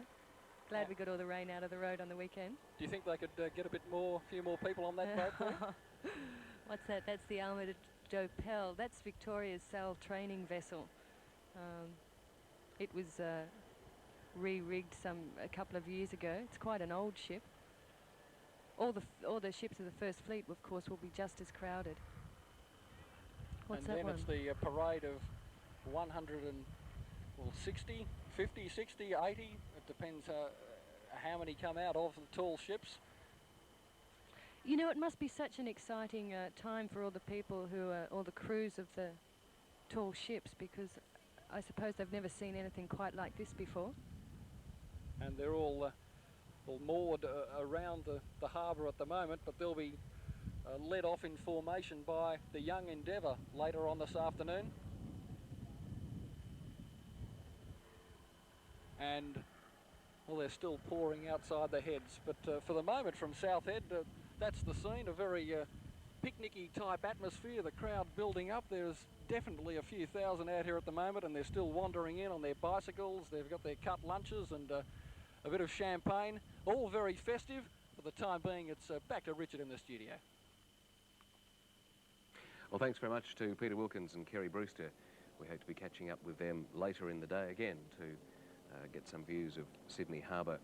We'll also be going interstate at various times during the day. We'll be going to Perth for some topical bicentennial music. We'll be going to Adelaide for their Australia Day parade, and also to Brisbane for their Australia Day celebrations. But now, some information on something which happened a little earlier today in Sydney. Well, 1788 wasn't just the year of the birth of Sydney. It was also the beginning of the settlement's western arm out at Parramatta. And today, Parramatta kicked off its celebrations, not on the water, but in the air, as Eric Campbell reports. Well, while most of Sydney is heading for the harbour today, several thousand people have come out west to Parramatta to see a different kind of sailing that actually predates the First Fleet. Now, today we're going to see a bit of ballooning history, because 21 hot air balloons are about to be launched from Parramatta Park, making the largest mass takeoff ever over a metropolitan area. It takes less than half an hour to unpack, inflate and launch each balloon. The first step is to fill it with cold air. Then the fan's turned off and the pilot shoots in long flames of propane to heat it up. When it's hot enough, the envelope swings up into position over the basket, ready for takeoff. And there they go. Today's Armada, the biggest fleet of balloons ever to fly over an Australian city, is carrying 38 paying passengers, as well as professional balloonists and VIPs. There's also a cargo of historical First Day covers to commemorate Australia Day. A mobile post office has been set up in Parramatta Park for philatelic enthusiasts. The largest of the balloon attractions this morning is this thermal airship in the shape of the Australian flag. It's 22 metres long and takes 77,000 cubic feet of air to inflate. Well, if all goes to plan today, we'll make history. First of all, it's the first official event for the Bicentennial, and something like 2 million cubic feet of hot air will launch the birthday. So you'll see them all take off here, and as they take off, they'll rise like beautiful little bubbles, and then they'll just go in different directions and they'll be looking for, from the time you go up, you're looking for a place to land. So it could be a field or a football playing ground, a schoolyard, wherever there'll be an empty space about an hour after they take off. Or a backyard for that matter. Or a backyard, yes. Okay, well, if you're watching the ABC right now, look out your window. Balloons aloft and keep an eye out, yes. Okay. Hot air balloon. Well, there we were. Eric Campbell out at Parramatta this morning having a look at the takeoff of those magnificent balloons. Let's have a look now briefly at some of the highlights of today's broadcast of events. And we're looking now, of course, at Eastern Summertime times. We're a little past 8:25, but around about 9:30 we'll be crossing over to Hobart for the festival activities there. 5 minutes to 10, the Yarra Super Swim in Melbourne. 10 o'clock, the first fleet arrival in Sydney Harbour, and at 11 o'clock, the beginning of the Opera House ceremony. This afternoon, the Australian Jazz Orchestra at 2:15. The Parade of Sail, one of the most spectacular events of the day, will begin at about 4 o'clock. Then this evening, we have the Australian Youth Orchestra at 8 o'clock, and at 10 to 9, the beginning of the 88-gun salute and the firework display. And just a reminder that all of those times that I just mentioned are Eastern Summer times. But just now... Well, we're back on the harbour now. We hope at some stage to be crossing to Stuart Scowcroft, who has made an epic journey by sail on the Guayas. But we're not going to be doing that just yet. We have a chance at this stage to look at more of the ships on the harbour with that superb backdrop of the Sydney Harbour Bridge.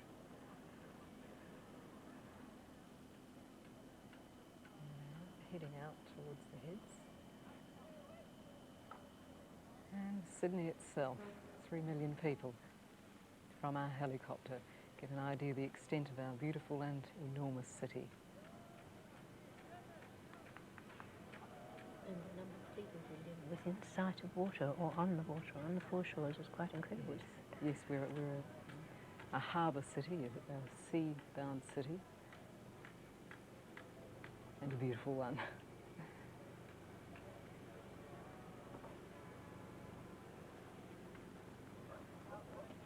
You can see there, I think that's off the eastern beaches. We're looking out across there. The sails, many of them. That's the way the first fleet came, isn't it? Past Yes, this they field. sailed up from Botany Bay right up into the harbour there. Many people repeating that act or going to sail into the harbour today. Was it fine on that first day? Was it a day like this? Yes, the temperature I only have in those times was 70 degrees. There were slight winds, and it was a very charming, to use this contemporary word, day. So the harbour must have looked absolutely beautiful. Those that came in early in the morning and those that straggled in would have been greeted with more or less the same sight we're seeing now, weather-wise. Clear skies, light breezes. Good omen for the next 200 years. A bit of a change from the entrance to Botany Bay, where the gales wouldn't let them come in, and where nothing looked very welcoming whatsoever. They were obviously not meant to stay there. We're looking at the eastern suburbs now, I think, the top of the hill there, pointing over towards the bays, and back in the harbour with yet another one of those beautiful tall ships. Almost a silhouette on the water.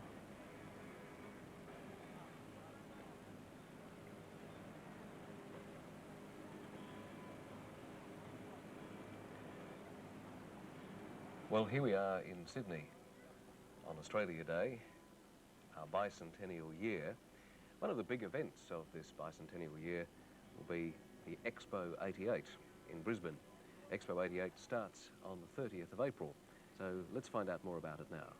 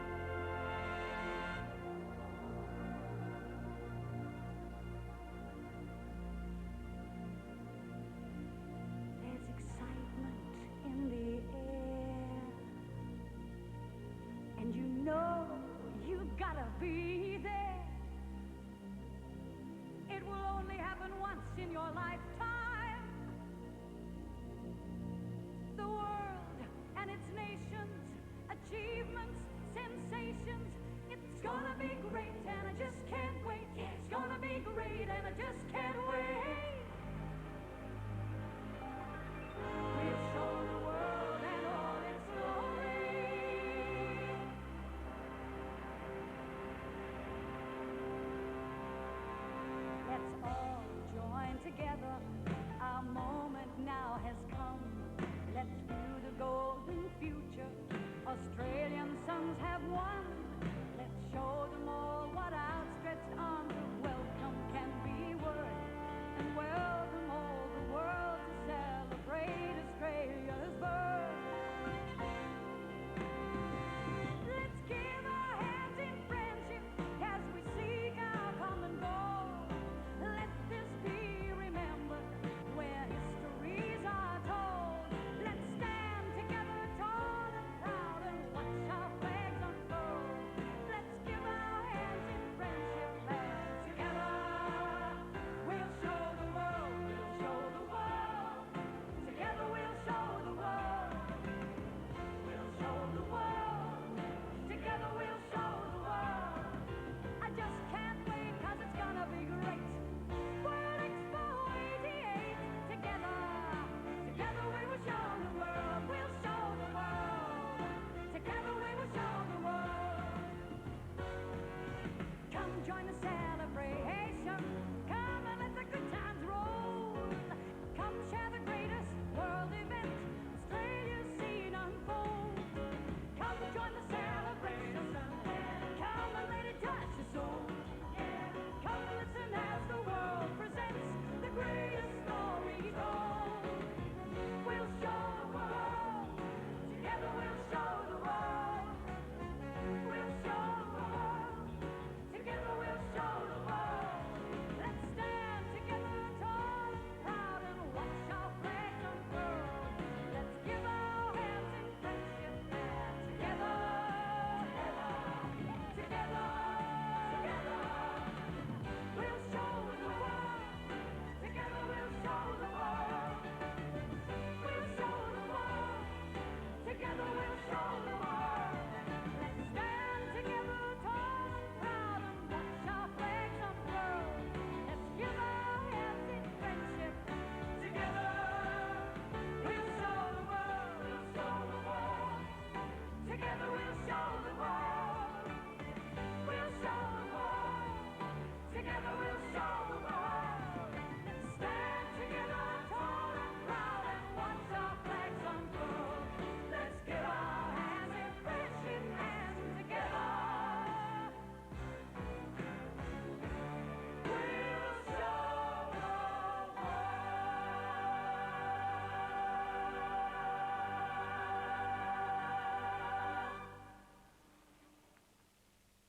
Well, something of a preview of the Brisbane Expo 88 starting on the 30th of April. But now back to Sydney Harbour, and we see it once again as an area of water which is filling up more and more with craft of all shapes and sizes and modes of power. We're moving gradually along the harbour towards the city.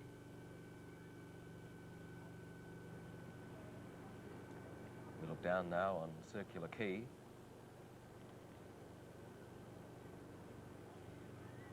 Moving along the city area here, our business district. More or less following the line of the tank stream, I suppose. Yes, up the tank stream, with our goal is St Andrew's Cathedral in Sydney Square. And past some of our tallest buildings here in Sydney.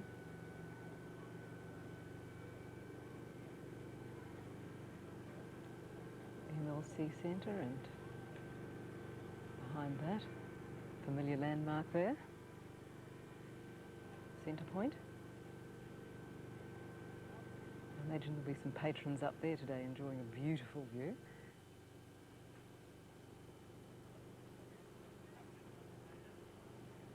We're really passing the area where most of the pleasurable activities took part, the respective ones, that is, to the left of it, Hyde Park. And the bells of St Andrews.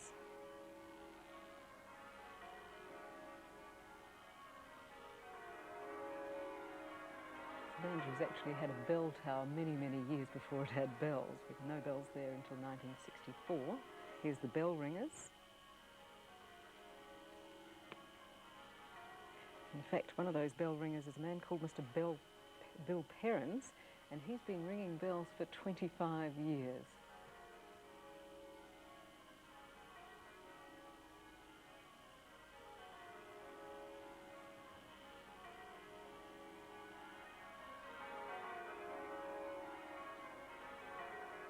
St Andrews, they're actually ringing out a full peal of bells, so these people will be working for a very long time, over 3 hours in fact.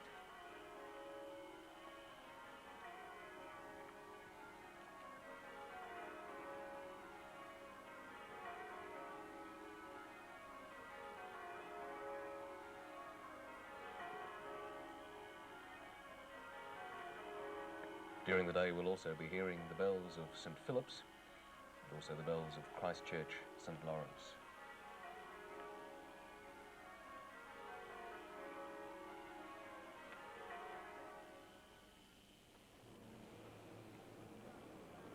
And with the celebratory sound of the pealing of bells, we move back onto the harbour and the water.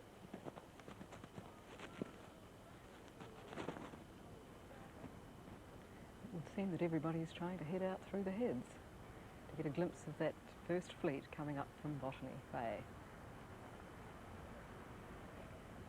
Well, that in a sense is what it's all about, isn't it? The recreation. And let's hope they have such a pleasant trip, or a much better trip than the first fleet had when it originally came. 3 of the ships collided on the way out. One lost the jib boom, another, the lieutenant on board said that he thought his last hour had come. They filled, I'm not too good on the nautical terms, but they filled sails, I understand, 2 of the convict transports. Well, with many more craft on the harbour today, there's more chance, I suppose, of having a few accidents. Yes, everyone with something that looks like it might be vaguely seaworthy, I'm sure, is out on the harbour today. Of course, they left the French ships at Botany Bay, the La Perouse expedition, who had arrived so very shortly after Philip.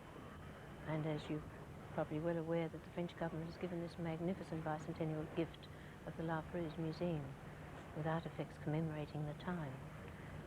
It's Will be rather established. nice from the losers, in fact, isn't it? Well, yes, they didn't attempt to take it at that stage. It wasn't until Napoleon had designs, and even he gave it up. Actually, if the French hadn't been interested in this country, we wouldn't have settled Port Phillip and we wouldn't have settled Van Diemen's Land so quickly. Hurried us up a little bit. That's right. Very anxious to get there first. It's been very difficult to be at this end of the world with a rival power just across Bass Strait, or worse still, just down at Port Phillip. There were very friendly relationships between the French fleet, except for the brief revolutionary period. When the French visitors came, they were entertained, they had dinners, described in great detail in the Sydney Gazette about our distinguished visitors. If you're halfway across the world, it would be very nice to see any visitors, wouldn't it? And as we can see, that harbour is filling up. Every time we look back at it, there's more and more craft out there.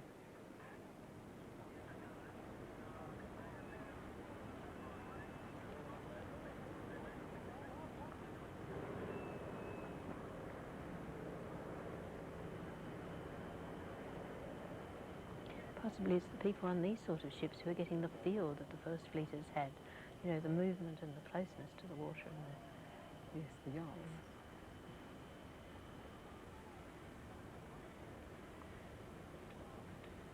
Well, they'll have to be as good a navigator as Philip himself to get through all that. Yes. Very similar to a Sydney to Hobart start of the race.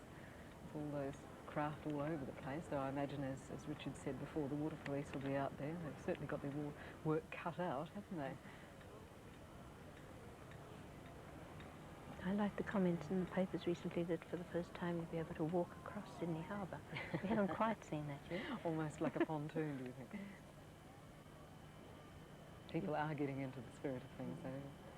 Flags bedecking their ships. You wonder what yachts and Philip things. would have thought. Of course, if he were the master spy that historian Alan Frost very well describes, that he came out here in a spying capacity as well as a governor, he would, of course, been taking careful note. Sending back dispatches.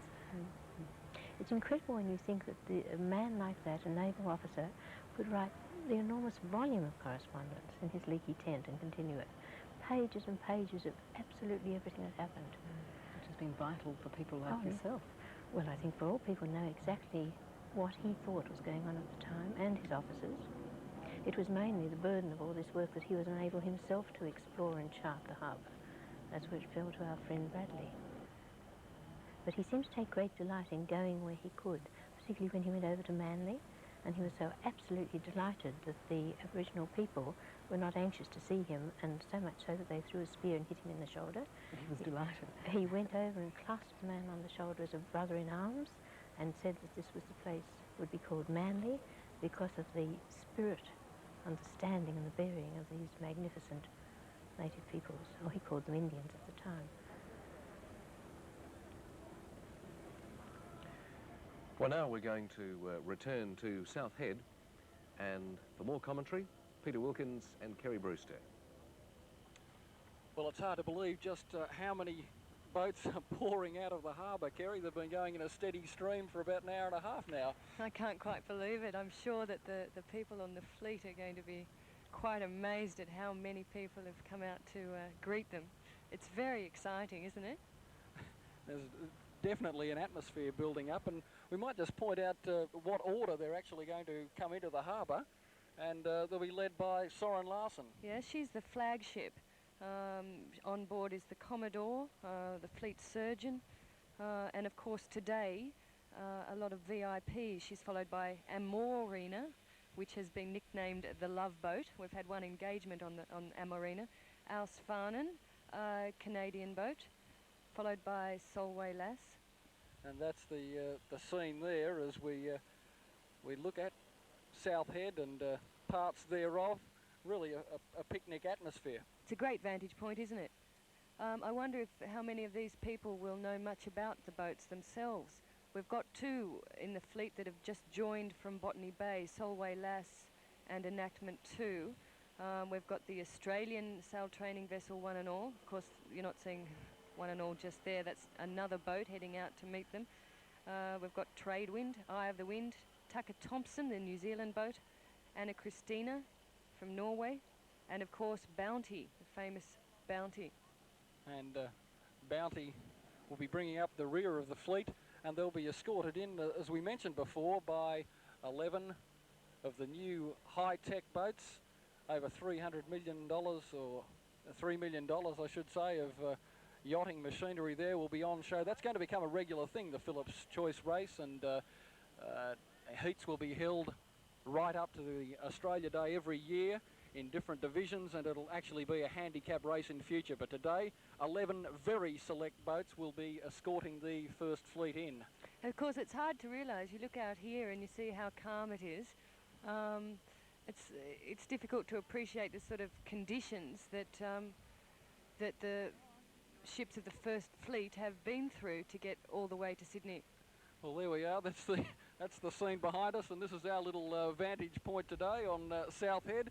I think we could have worse spots, but not much, Kerry. No, I think we're very lucky to be here.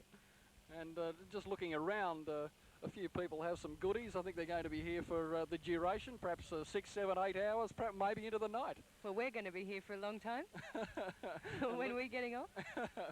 I think we've got to get off at a beach somewhere down there. Probably about 7 o'clock this evening. But we're looking forward certainly to the first fleet arriving, and that'll be at around about 10 o'clock.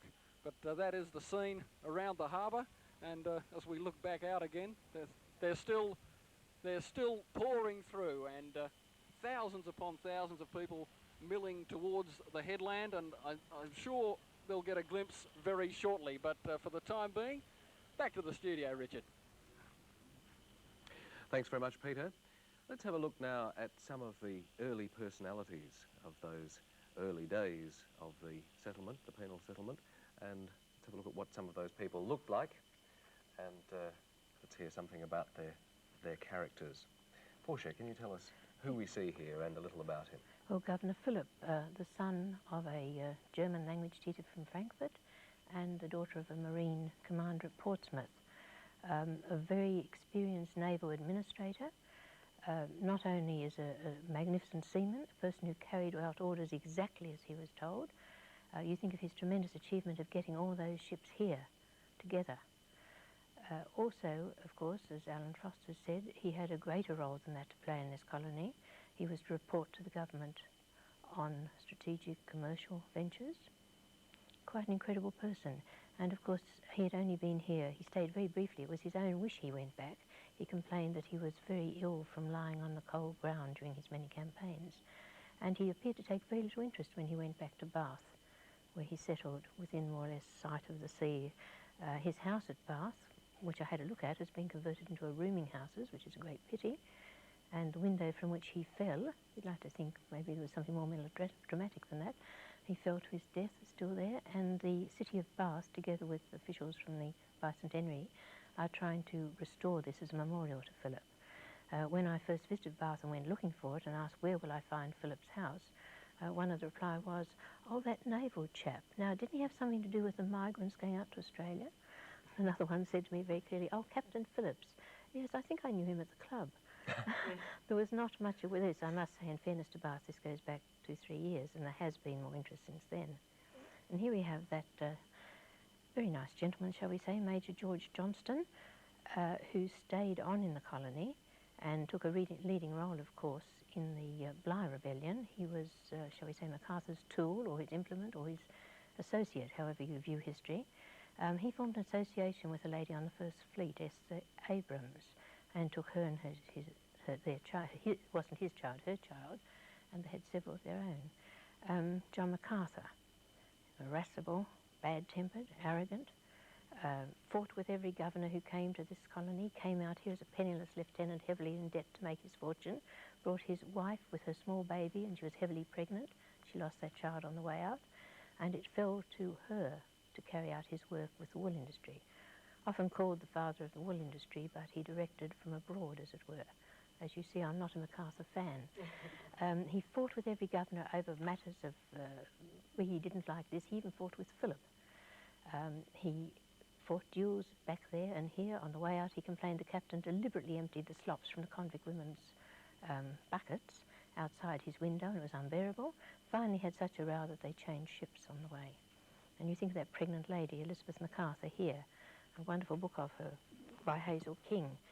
She was a very gentle lady, and I think she shows the strength of these women who came from a country background, the sort of vision we get from Jane Austen, and yet tackled that appalling voyage in half the cabin she had.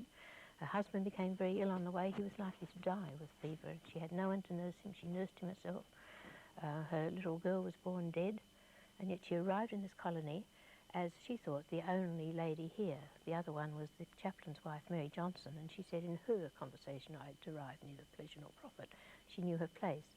Mary Johnson, of course, had made friends with the Aborigine women, whom she invited and discussed children and so on. Elizabeth MacArthur was very much the darling of the colony. Invited to Government House, she didn't have to bring her bread.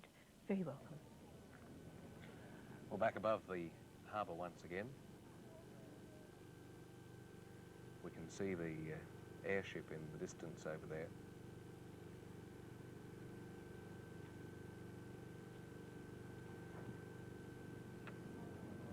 And as Peter Wilkins and Kerry Brewster mentioned a while ago, there's been an enormous flood of craft out through the heads and travelling up the harbour to be able to gain the best views of the tall ships and the First Fleet reenactment.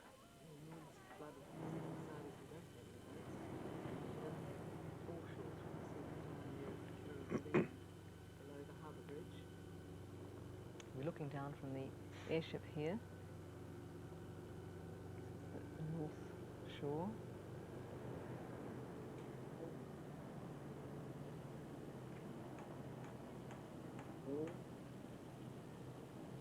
Everything seems slightly aimless. Everyone's wandering about on the water now, but very soon there'll be a lot of purpose to the day.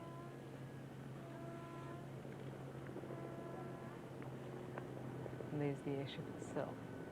We're looking at it from our helicopter. Just passing over near the harbour bridge.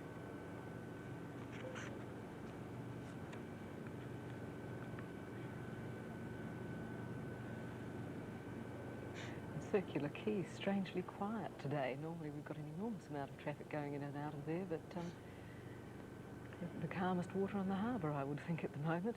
I suppose it's not a vantage point to see anything, so after the customs house, people have gone.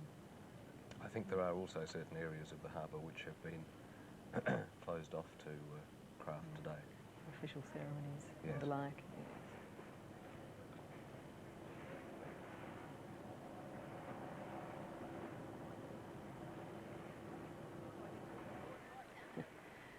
Very happy Australians.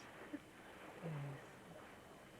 Enthusiastic Sydney-siders look as though they're being asked how they're feeling today. Some very young Sydney-siders who remember the bicentennial. Well, he looks as if he has a long memory, he has convict arrows on. Yes, yes, or maybe an interesting ancestry. I'm sure that many of, or if not all, of the descendants of the first fleet is the original settlers. And perhaps somebody doing a little bailing. I'm not sure in the chop that would be produced by the number of craft on the water that I'd want to be out there in a canoe. I think he needs a pump to bail that out today.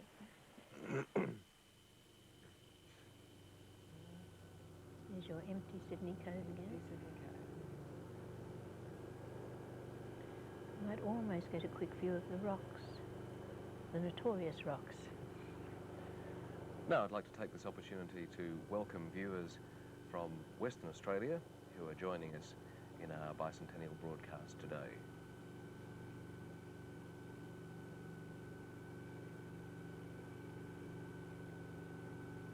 We're looking now at a vista of Sydney Harbour, which is so much the focus for many of today's activities. We've noted, as the morning has progressed, the increasing number of craft on the water, both under power and sail. And we look forward this afternoon to the highlight of the harbour activities in terms of sailing craft as tall ships parade the length of the harbour, turn around and then head out into the open sea.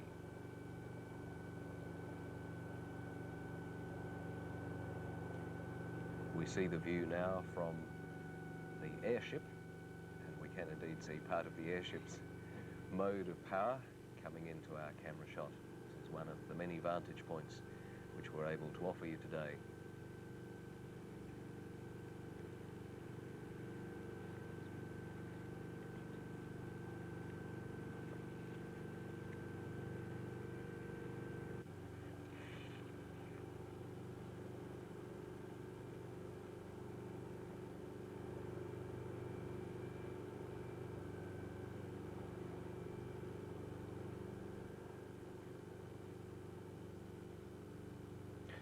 Well, we're seeing now views of Sydney Harbour as it is in 1988, but of course 200 years ago it was a very different place, and the European people who arrived at that time to settle the penal colony found a land which was, to them, relatively strange.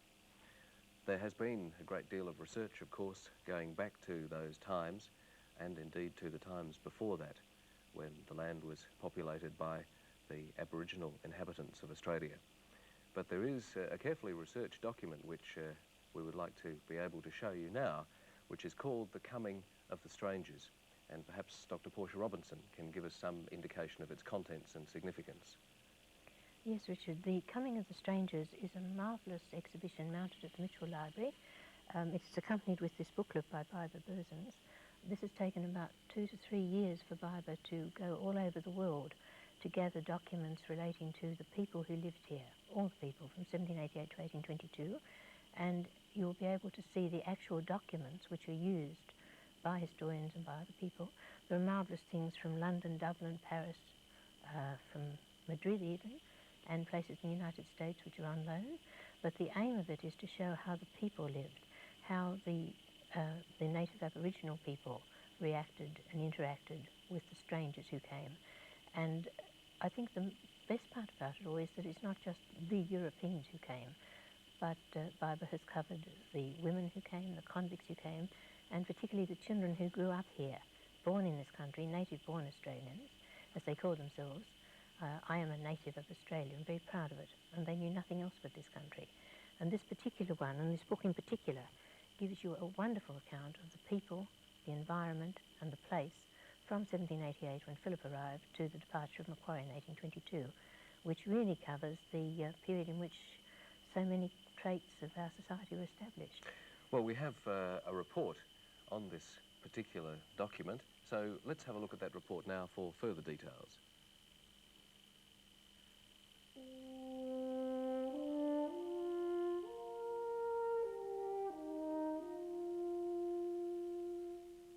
One of the the things, of course, that today's celebrations can't recreate is the kind of world that the First Fleet sailed into. But at the State Library in Sydney, they've done something about that. For the past year, the library's been putting together an exhibition of original materials and reproductions of maps, manuscripts and paintings from the early settlement. It's called, appropriately, The Coming of the Strangers, and it includes some of the earliest records of how life was in 1788.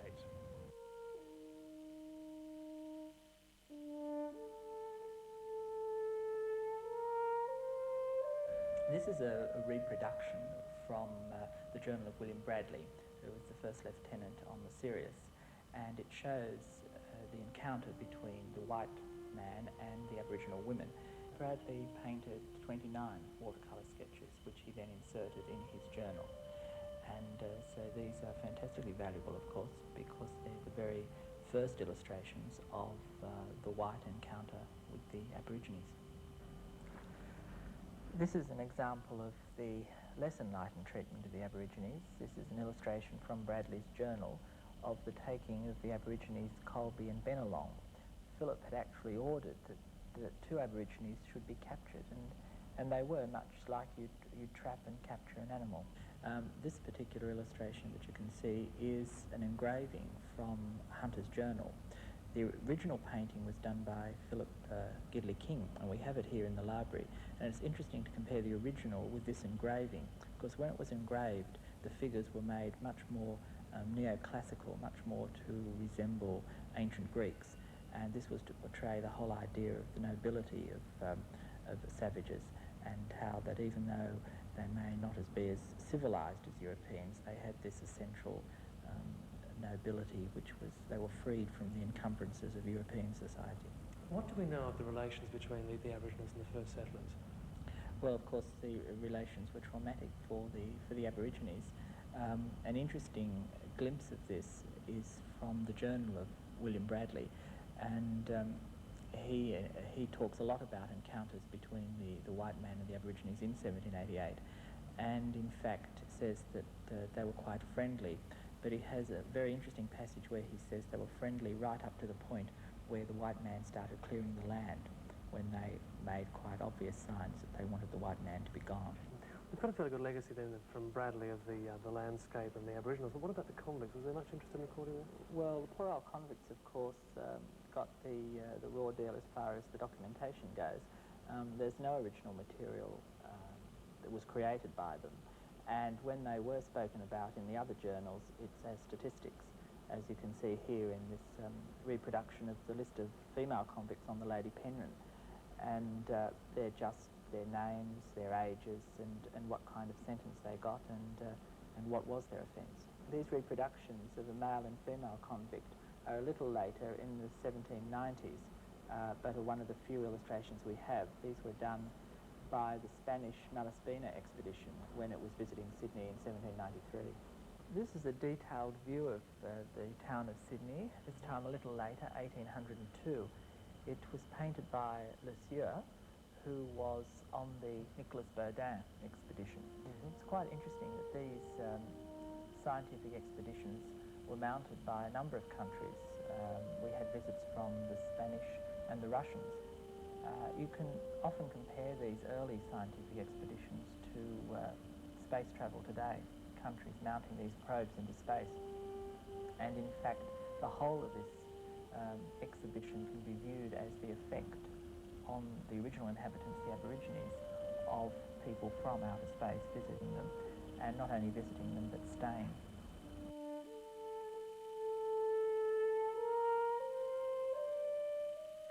And that exhibition, The Coming of the Strangers, can be seen at the Mitchell Library until the end of 1988.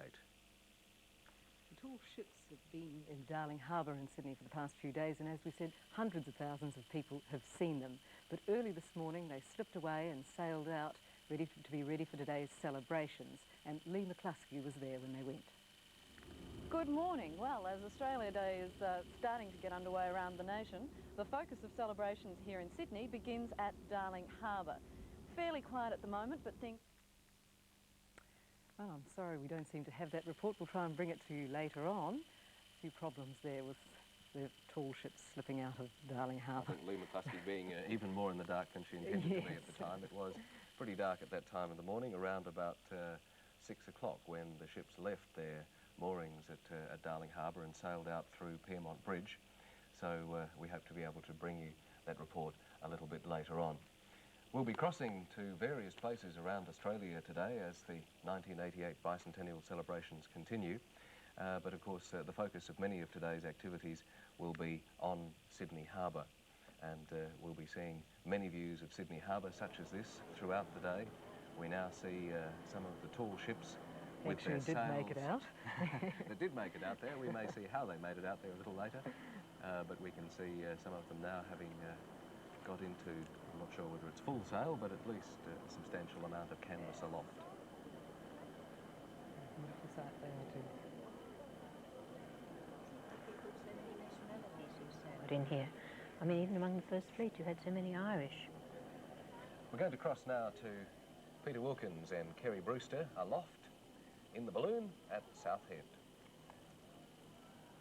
Well, there we are, still pouring out towards the First Fleet, and not long now before the birth of the nation, 200 years old, is upon us with the First Fleet coming through the heads. In fact, about 34 minutes away from now, Kerry, and I understand you know all about the conditions on the First Fleet because you actually sailed a leg on one of them, one at all it was. Yeah, that's right. I mean, I was lucky enough to sail from Cape Town to Mauritius. There's a ship just there. I can't tell at this distance which one it is. Anyway, no, the trip itself from Cape Town to Mauritius was very exciting. There were big seas, it was cold and wet. We had some waves right over the deck, some big squalls. It was very exciting. But not quite as many craft around you as... No, I think that there'd be a few worried MSB people today. I can't believe how many boats are out there.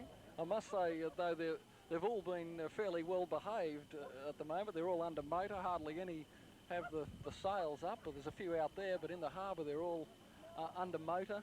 And let's hope they continue that sort of behaviour throughout, Kerry. Also, the ships of the fleet are obviously hoping to have as much sail up as possible. I don't think that the winds are serving them as best as they could. They're hoping for a nor'easter so that they can sail right up the harbour. But I have a feeling that when they actually come through the heads, they're going to have to lower their square sails because the wind just isn't coming from the right direction. That looks like it might be the Anna Christina, that one. Well, it's very hard to see. We're actually round the other side of South Head, so we can't actually get the specs up on them yet. They're just approaching the heads now, and some very excited people on board. There are about 70 or so people who have come all the way from London. They've travelled more than 21,000 nautical miles. Can you believe that? So they'd have a very good idea of how it actually was back then, 200 years ago. 200 years ago today. Although not below decks in the confines of some of the convicts had to endure. No, very cramped though below. All right, let's cross now to Inga McLeod. Right, and we'll see if we can get some sort of an idea of just what it was like when those tall ships moved out of Darling Harbour at around 6 o'clock this morning. Lee McCluskey. Good morning. Well, as Australia Day is starting to get underway around the nation, the focus of celebrations here in Sydney begins at Darling Harbour. Fairly quiet at the moment, but things are coming to life, as you can see. One of the first events here is in fact the movement of some of the tall ships from within Darling Harbour out into the main body of the harbour. The Piermont Bridge has been swung open to accommodate that. So as the bridge is opening, it's amazing to note the fact that it is so quiet. There's something like 60 tonnes of bridge here that makes almost no noise. And it's quite an engineering feat, evidently, because when the bridge was first designed at the turn of the century, there was quite some criticism from the English who felt that we should have followed the design of the London Bridge, which had just opened. But the Australians stuck to their guns, and this is what we ended up with. And in 1988, it's still going strong. And one of the first ships to go through this morning is the Shannon Oman. This is the second boat through from Darling Harbour. We can just get a look at who it is. Obviously not one of the big boys, but heading out for a pleasant day on the harbour to be in the thick of it by the look of it. It is in fact the Principate d'Andorra from Andorra. And they've moved through from Cockle Cove, or what's now known as Cockle Cove, through to the main heart of Darling Harbour and then out into the rest of the harbour to join the fleet. One of the smaller contenders.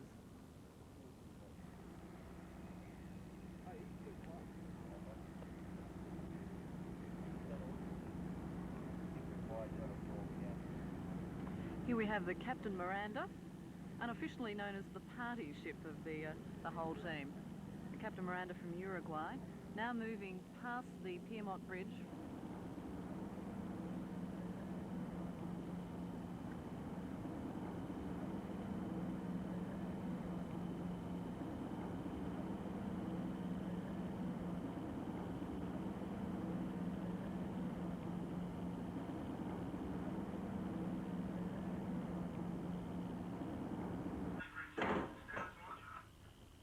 Close the circuit breaker to open the gate.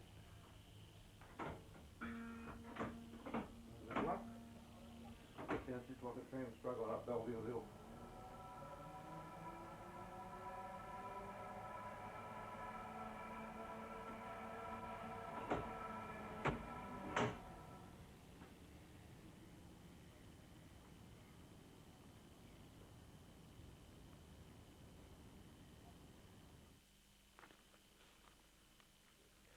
Well, we heard then from Lee McCluskey about what it was like in the early hours of this morning as some of the tall ships passed through Piedmont Bridge and out into the waters of the harbour. Now, of course, as the morning progresses, there are many tall ships out on the water, but also many not so tall ships. Many people from Sydney who are taking the opportunity to get onto the water to have a close look from the sea, from eye level, at these magnificent tall-masted vessels.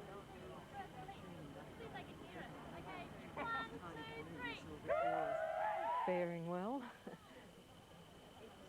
I'm sure he's not, but I think you'll find the harbour will be fairly churned up by the time all these boats have been rounded. It's a lovely sight though, isn't it? The sails out the back and a small craft wandering along in front.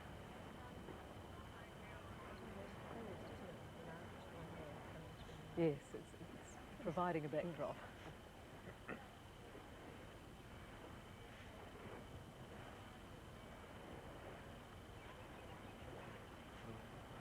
Of course, my main Now we're looking out at the heads here at the moment. Trying to think, we had 2 ships came in the first fleet. What about the rest? What happened when they came in here? well, they were glad to see the others had moored happily, and I think the general feeling was one of rejoicing to have come to a place that must have looked nothing short of paradise. Yes. But I think of the women on it particularly, my main interest being the women of Botany Bay at the moment that I'm working on. And you think of the women on the Lady Penrhyn and how it must have felt at the end of the voyage. You think of people like Joan Davis, who fell down the hatchway but wasn't hurt because she had so much false hair on her head, which gives you another view of how these women were most anxious to appear their best. You think of the ones that didn't make it, like Jane Bonner, who unfortunately a badly stowed boat fell on her back. She became the first paraplegic, as it were, but they tried, Surgeon White tried to save her, but it wasn't useful. You think too, I was mentioning earlier the Irish. Now, you don't think very often of the Irish coming because the ships came from England, but so many of them had been tried in English courts where they'd gone looking for work. So you had Irish settlers here who may have been, particularly those from Dunleary, or Kingstown it was called, and from down Cork and from the coastline, Wexford, who would be quite happy to see again that they were to be by the sea. There'd be a very strong link with home. There were many of those Irish transportees who were effectively political prisoners, though. Yes and no. They came much later on, roundabout. And there was such enormous fear. I can remember Elizabeth Patterson writing to her uncle and saying on the eve before the Minerva came, just after 1800, "We shall all be murdered in our beds. The Irish arrive tomorrow." And their common habit, always this effect, is private assassination. And yet when you look at the crimes of those men who came out as rebels, radicals and republicans, you find that the real criminals were hanged or jointly joined his army.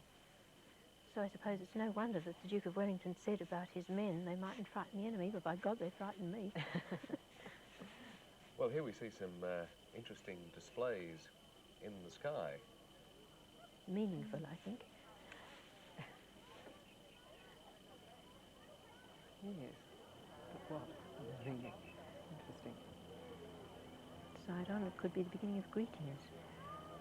I think you're right. I think you are. Yes, we've finished those E's. Of course, you do get some effect of what the Irish convicts felt when they came here from their petitions asking not to come. There were two women who said they preferred to be hanged, and they were. They were so afraid in 1787-88 of coming to this desolate place. Yes, you were saying that what people did to get sent here. One seems to see a great number of people who stole bolts of cloth and things like this. Or Gloucester cheeses or pipes of port. Well, now we're going to move from Sydney Harbour to Hobart, Tasmania. A report from Paul Davies. Yes, well, happy Australia Day to you, Richard, and indeed the rest of Australia. We're here in Hobart. One of the main focuses of Australia Day celebrations is this multicultural affair right here in Glenorchy, as sponsored by the Glenorchy City Council. And to tell us about one of the main highlights, which is a performance by the Aboriginal dance group Woongal, is Peter Heath. Hi, Mark. How are you? Very Welcome well. to the city of Glenorchy. Thank you. We're very, very fortunate to have Woongal here. We communicated with them about 12 months ago, and to have them here is a major plus for us. A little bit about Woongal. In actual fact, the word is Aboriginal for dancing, and that's the objective of the group. It's the Woongal Aboriginal Culture Group, and they have been going now for 13 odd years. They've travelled throughout the world. Also, when I say that, they've been to New Zealand. They've also been to Tasmania on 3 or 4 occasions before. And indeed plenty of other places. They even performed one of the opening ceremony highlights at the Sarajevo Olympics, at the Winter Olympics in Yugoslavia. Yes, I understand so. They're certainly world travellers, and because of that, very, very accomplished and professional performers. One of the interesting aspects of it all is the fact that they only stay, shall we say, in the city life for 3 months, and then they go back to their tribal lands in the Arnhem Land, and that way, according to their director Ralph Nickel, they maintain the cultural aspect in the true Aboriginal style. And what can we hope to see today? Well, we're going to see a lot of dancing, a lot of didgeridoo playing. The dancing really represents Woongal, which is this intermingling and the learning process of all the different communities. And that's really what Woongal's all about. All right, well, we hope that everyone throughout Australia will enjoy the performance by the Woongal Aboriginal Dance Group.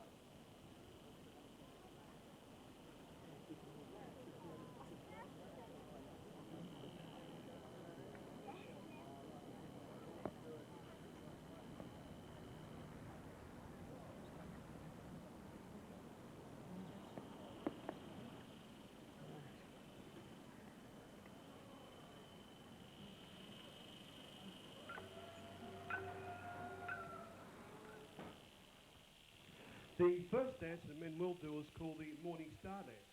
Now this dance tells of how the Aboriginal people of northeast Arnhem Land see that last star just before daybreak. This is called the Morning Star Dance.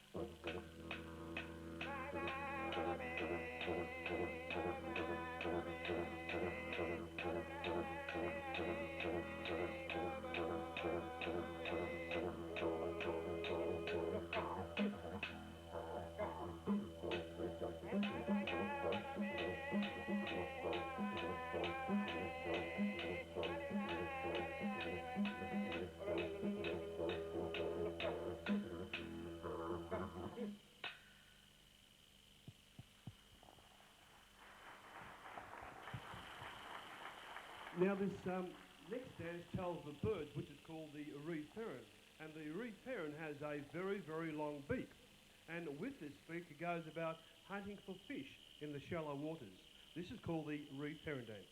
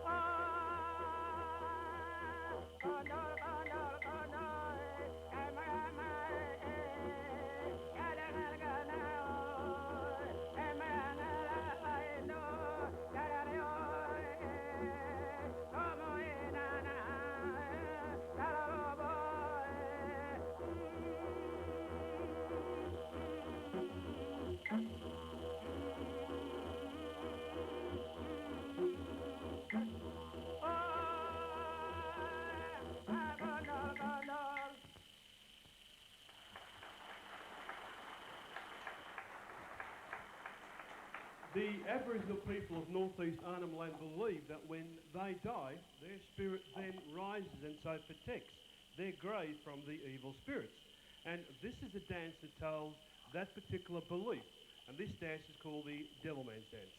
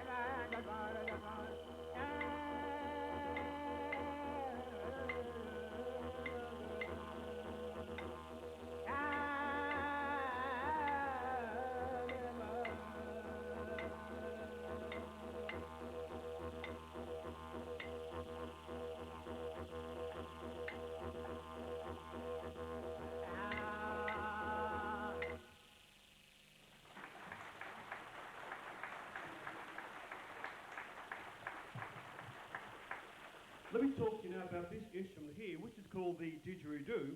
And a lot of people have asked me, how does the Aboriginals go about making the didgeridoo? Well, first of all, they'll go out into the forest and they'll find a limb they require.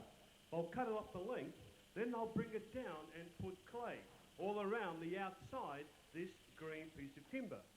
He'll then make a fire, and he put it over the fire like so, and he turns it around, and he makes sure that all the clay on the outside goes very hard.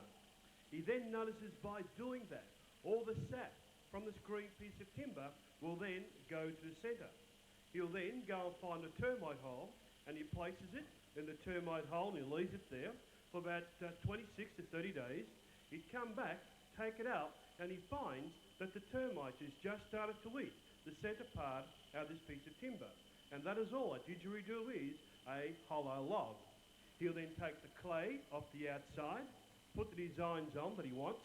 Now, at the end of the didgeridoo, where he plays it, he puts beeswax. Now, this is to protect his lips and to act as a sealant, so no air will escape when he plays the didgeridoo.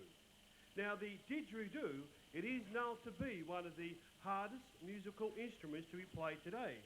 And the reason why is that when you play the didgeridoo, you have to breathe through your nose and out through your mouth at the same time. And that's what makes it very hard to do. Now, the basic notes that you hear in a didgeridoo It's just done by placing your lips together and blowing through them. Now, what I want you to do to find out how hard it is to play the didgeridoo, I want you all, first of all, to just fill your cheeks up with air. Now, very, very slowly, I want you to push the air out with your cheeks. And as you're pushing that air out slowly, you are then taking short sniffs of air through your nose. Now, you try and do that while I play for you that basic note.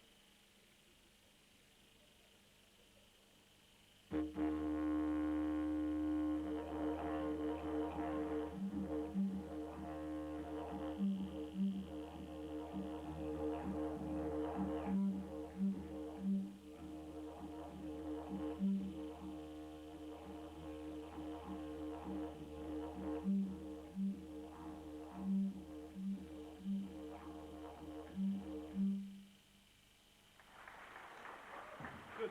Thank you very much. Thank you. Now, as well as playing just that basic note, the didgeridoo player, he also has to create various animal sounds. Sounds like dogs barking, roosters crowing, kookaburra sounds, and that is all just done by the throat movements. So when he plays the didgeridoo, he has those three movements going at the same time. That's the breathing, the movement of his lips, and his throat movements.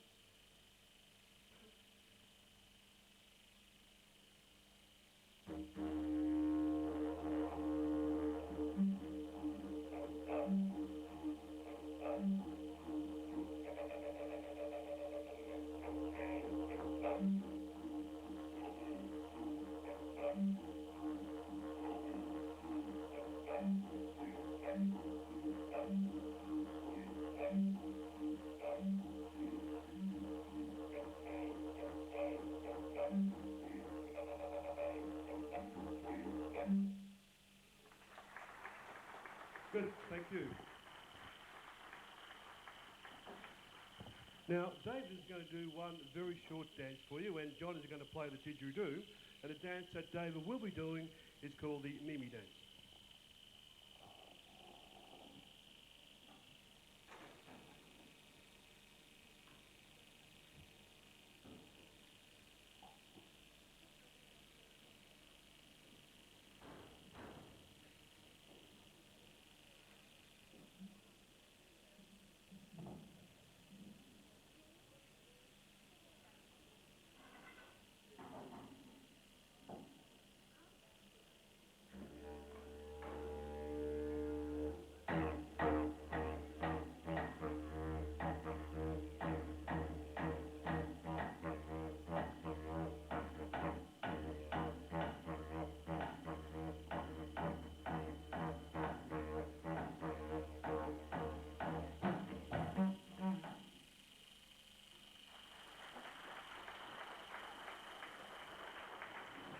Ladies and gentlemen, that concludes our small presentation for you. So on behalf of John, David and myself, we thank you very much for your applause. Thank you.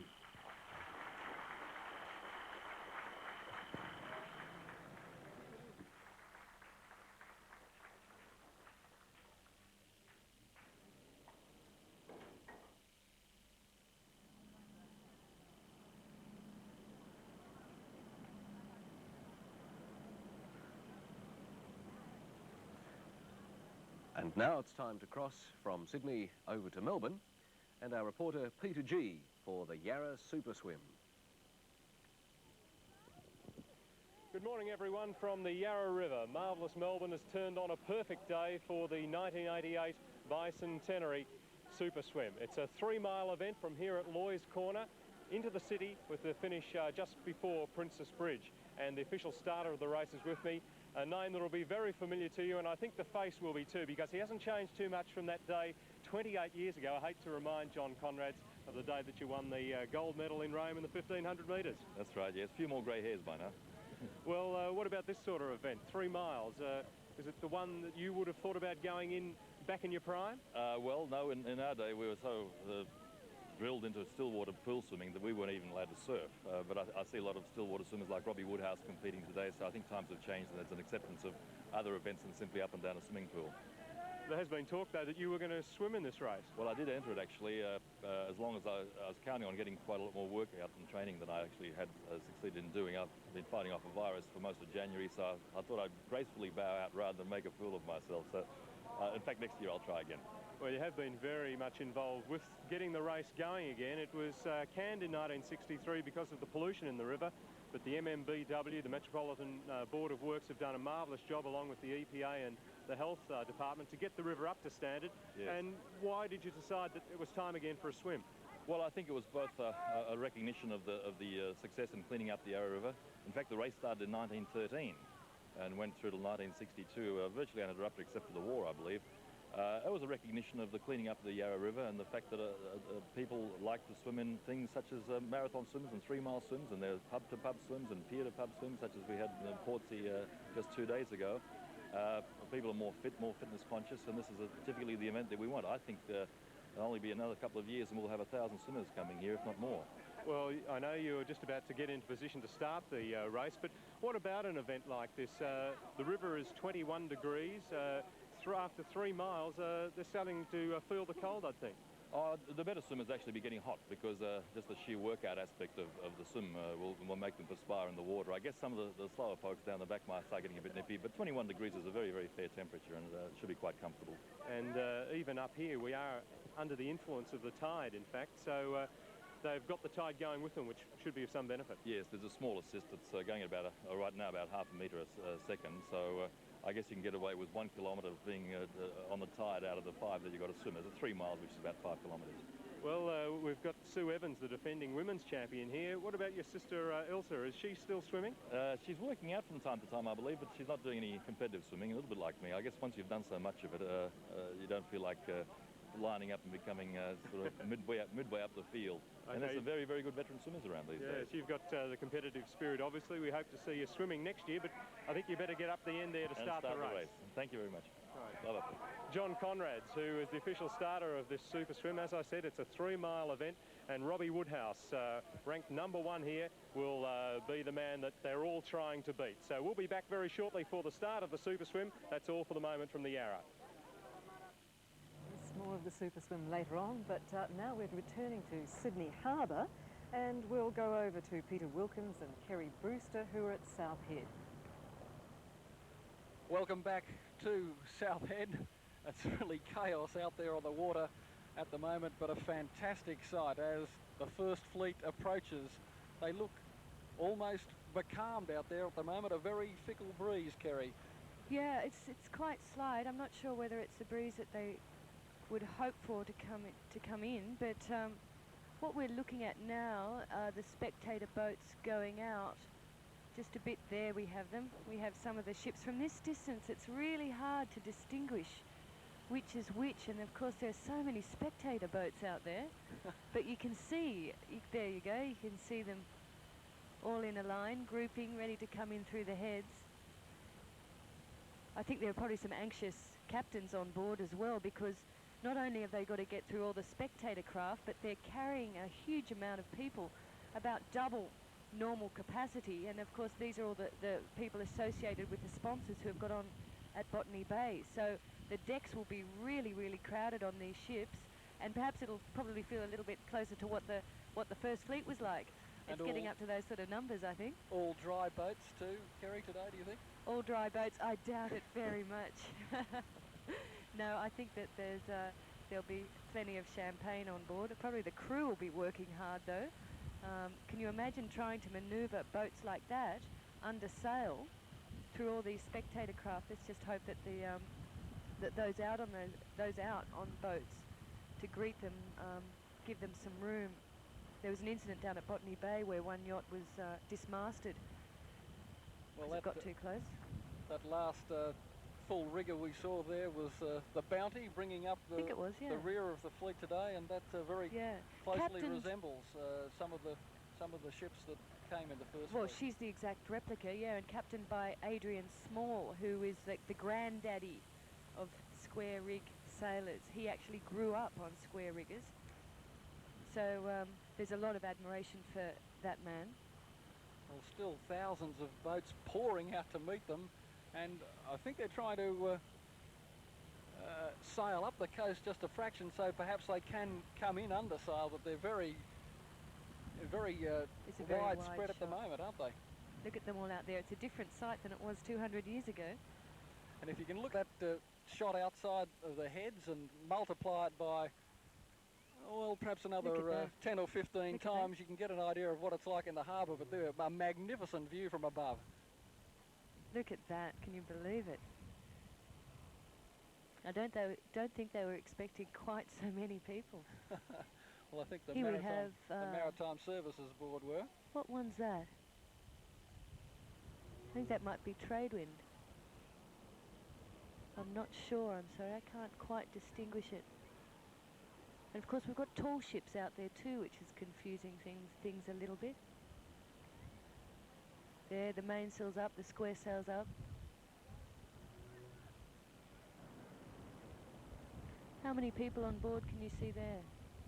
It looks like it is the trade wind, a topsail schooner there, the 3 masts, and gaff rigged at the top of the mast there, so the trade wind. 14 crew on board the trade wind. I think that's the flagship Soren that we can see there behind the spectator craft. She's of course carrying the Commodore, Mike Kitchenside. There's a wide shot. Some of the boats down here, I've seen the Bronte surf boat. We've got little Zodiac boats, kayaks. little canoes, not the sort of craft I'd be looking to spend the day on the harbour on. I think there is more people on the harbour than are actually around the headland out here. That is for sure. The people on board those 11 ships will be feeling so excited. This is the end of an epic voyage. It's an historic voyage in itself, although it is also, of course, a reenactment of the First Fleet. They've come a long way to get here. And they're taking a long time to actually they're taking a long time to get in, yeah. And it could be longer as well.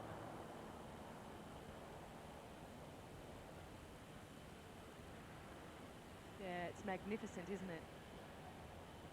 Well, they're all backlit against the sun, trying to make way into the harbour. I think there'll be some time. In fact, I don't think they'll be here for another hour yet. They won't be passing us for another hour and a half. I think we should throw back to the studio. Inga. Let's go back to Inga. Right, well, we're just waiting at the moment to go to Melbourne for the start of the Super Swim, and so we'll do so straight over. Yeah, because I'm not going to be in shot, so stand by. Well, just prior to the start, Rob Woodhouse, the defending champion. Rob, how's the water looking? It looks pretty dirty from here, but hopefully be a bit cleaner once we get in there, I think. Well, memories of last year, are they firmly in your mind, or is it a completely new race? It's a completely new race. I don't really remember what happened last year. So just see what happens. Well, Darren McFarlane sitting there beside you. Darren, you looking to give Rob a run for his money? I'll see what I can do. You swum in the Yarra before? Yeah, I swam in it last year, came in third, and Rob's pretty fit this year, so I'll just have to see if I can hang on. Okay, best of luck to both of you. I think we're just about ready to get underway. Rob Woodhouse, bronze medalist, 400 metres individual medley at the Los Angeles Olympics. He won at Portsea over the weekend, won this event last year. 3 miles confronting the swimmers. Darren McFarlane looking a little towier perhaps than Rob is. He looks very relaxed.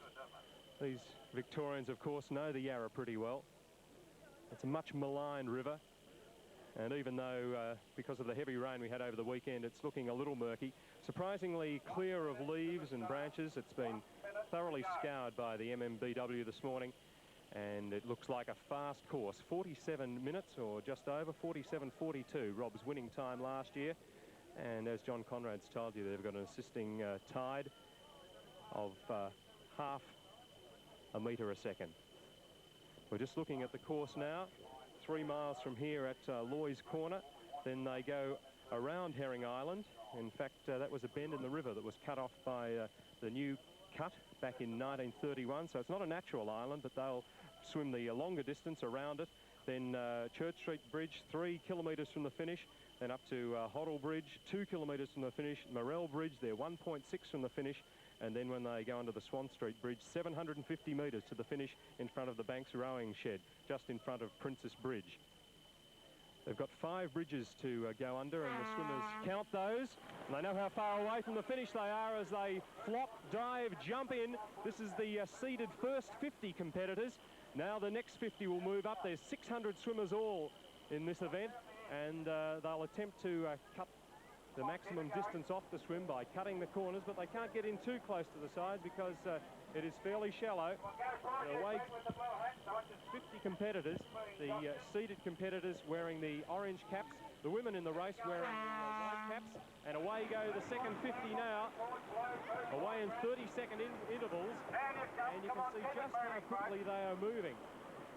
So it's no conserving of energy at the start. They are perhaps taken up by the excitement of the event and really thrashing away for the finish, which for the leading group will be under 50 minutes away now. It'll be interesting to see if Rob Woodhouse, who was pushed all the way by Paul Sims last year, can repeat his time. The purple capped group 3 away. So we've got 3 more groups to enter the water, and just under 600 swimmers will be off in the 1988 Herald Manchester Unity Super Swim. As John Conrad's mentioned, the event was brought back into being last year after an absence since 1963. The river much cleaner, a lot of jokes of course around the country about the Yarra running upside down, but even when John Backus came here it was the brown colour because it's on a clay base, and naturally it gets stirred up and the sediment stays in the water. Of course, it gives it that colour, but competitors last year surprised on just how clean the water was. It'll be a little brackish to them. It's not all fresh water because we're still tidal up here as we're preparing for the next group of jumpers to go into the water. In fact, not too many divers. The leading group are just about out of sight now around the corner.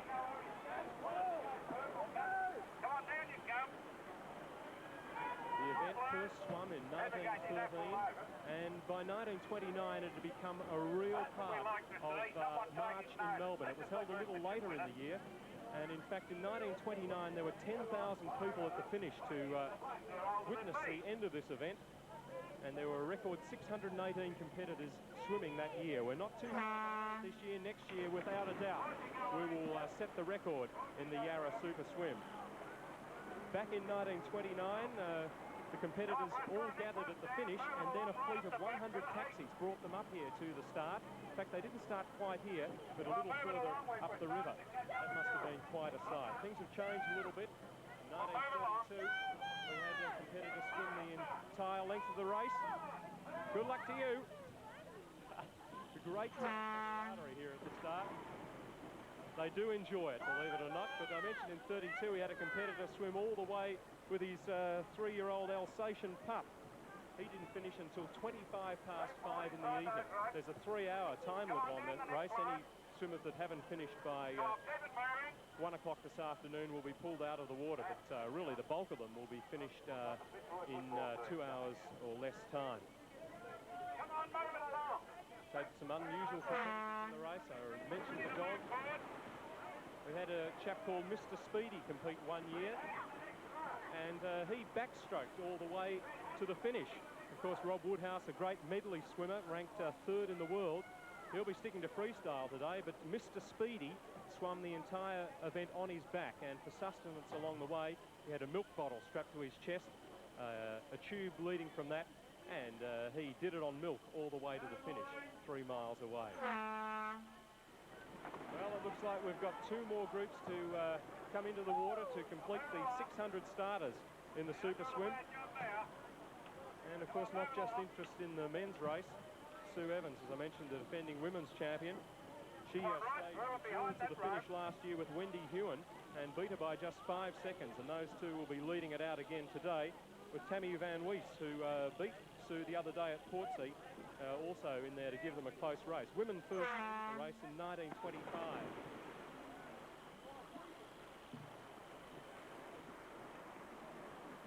Well, there's been more than 6 groups enter the water. Obviously, they haven't been able to fit the complete 50 along each time. And the winner mightn't necessarily come out of that first group. Last year, we had the third place getter coming out of the second group, which entered the water 30 seconds later. But it'll all be computerised at the finish, and we'll know who's won the super swim for 88. We'll be crossing down to the finish to bring you up to date with it in about 45 minutes' time, when they should be just approaching the finish.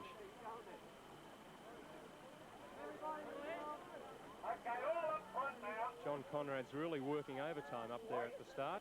I hope he's got enough gas left in his hooter.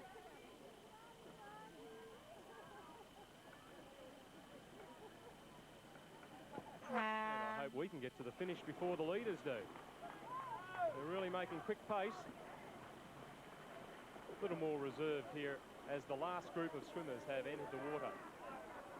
And the Yarra really hasn't looked better, I don't think. It really is a marvellous playground for Melburnians. Miles of walking, cycling, and today swimming tracks. And we hope to come back and see who is going to cross the line first in about 45 minutes' time. But for the moment, that's all from the Yarra. Let's go to the city square of Melbourne and Andrew Daddo. G'day, I'm Andrew Daddo down here in the Melbourne City Square. And listen, it's an absolutely glorious Australia Day. And the reason we're here in the Melbourne City Square is because there is a very unique thing happening to celebrate this Bicentennial Australia Day. And that's got to do with the Cobb & Co coaches. So come over and have a look, and I'll show you exactly what's going on. Now, Cobb & Co's been around for a long time. I'm sure you've all heard of it. And this is part of the Bicentenary. And these are the horses for this trek. Now this this trek, these horses will be going from Melbourne here today, and 6 months later winding up in Cairns in Queensland. So why don't we go and meet the owner, driver and part of the organiser of this event. That's Neville Lindsay. G'day Neville, welcome to the show. Now tell us, whereabouts are you going and what's happening with this Cobb & Co trek? Well, we're heading from Melbourne here today, and we're heading for Cairns. We'll be in Cairns at about the 30th of August. We arrive in Cairns. Okay, and what sort of preparation have you done for it? Oh, we've been preparing now for 7 years, training horses especially for it, training drivers, and doing everything that needed to be done. Okay, so what sort of backup did you have to do for it? Oh, we've got about 27 horses with us, 3 trucks and cars, utilities, trailers. There's a convoy of about 8 vehicles and trailers and caravans, quite a bit. All right, now think of this, you see, back in the olden days, they didn't have cars and trailers and caravans. How would they have done it back then? Well, years ago, they would have drove from one waterhole to the other, virtually. What you did in the old days, you drove on to where there was a suitable place. They'd have horses kept there, someone would live there on the job. They'd take care of the passengers when they arrived, provide them with meals, and the horses have fresh horses to change. They used to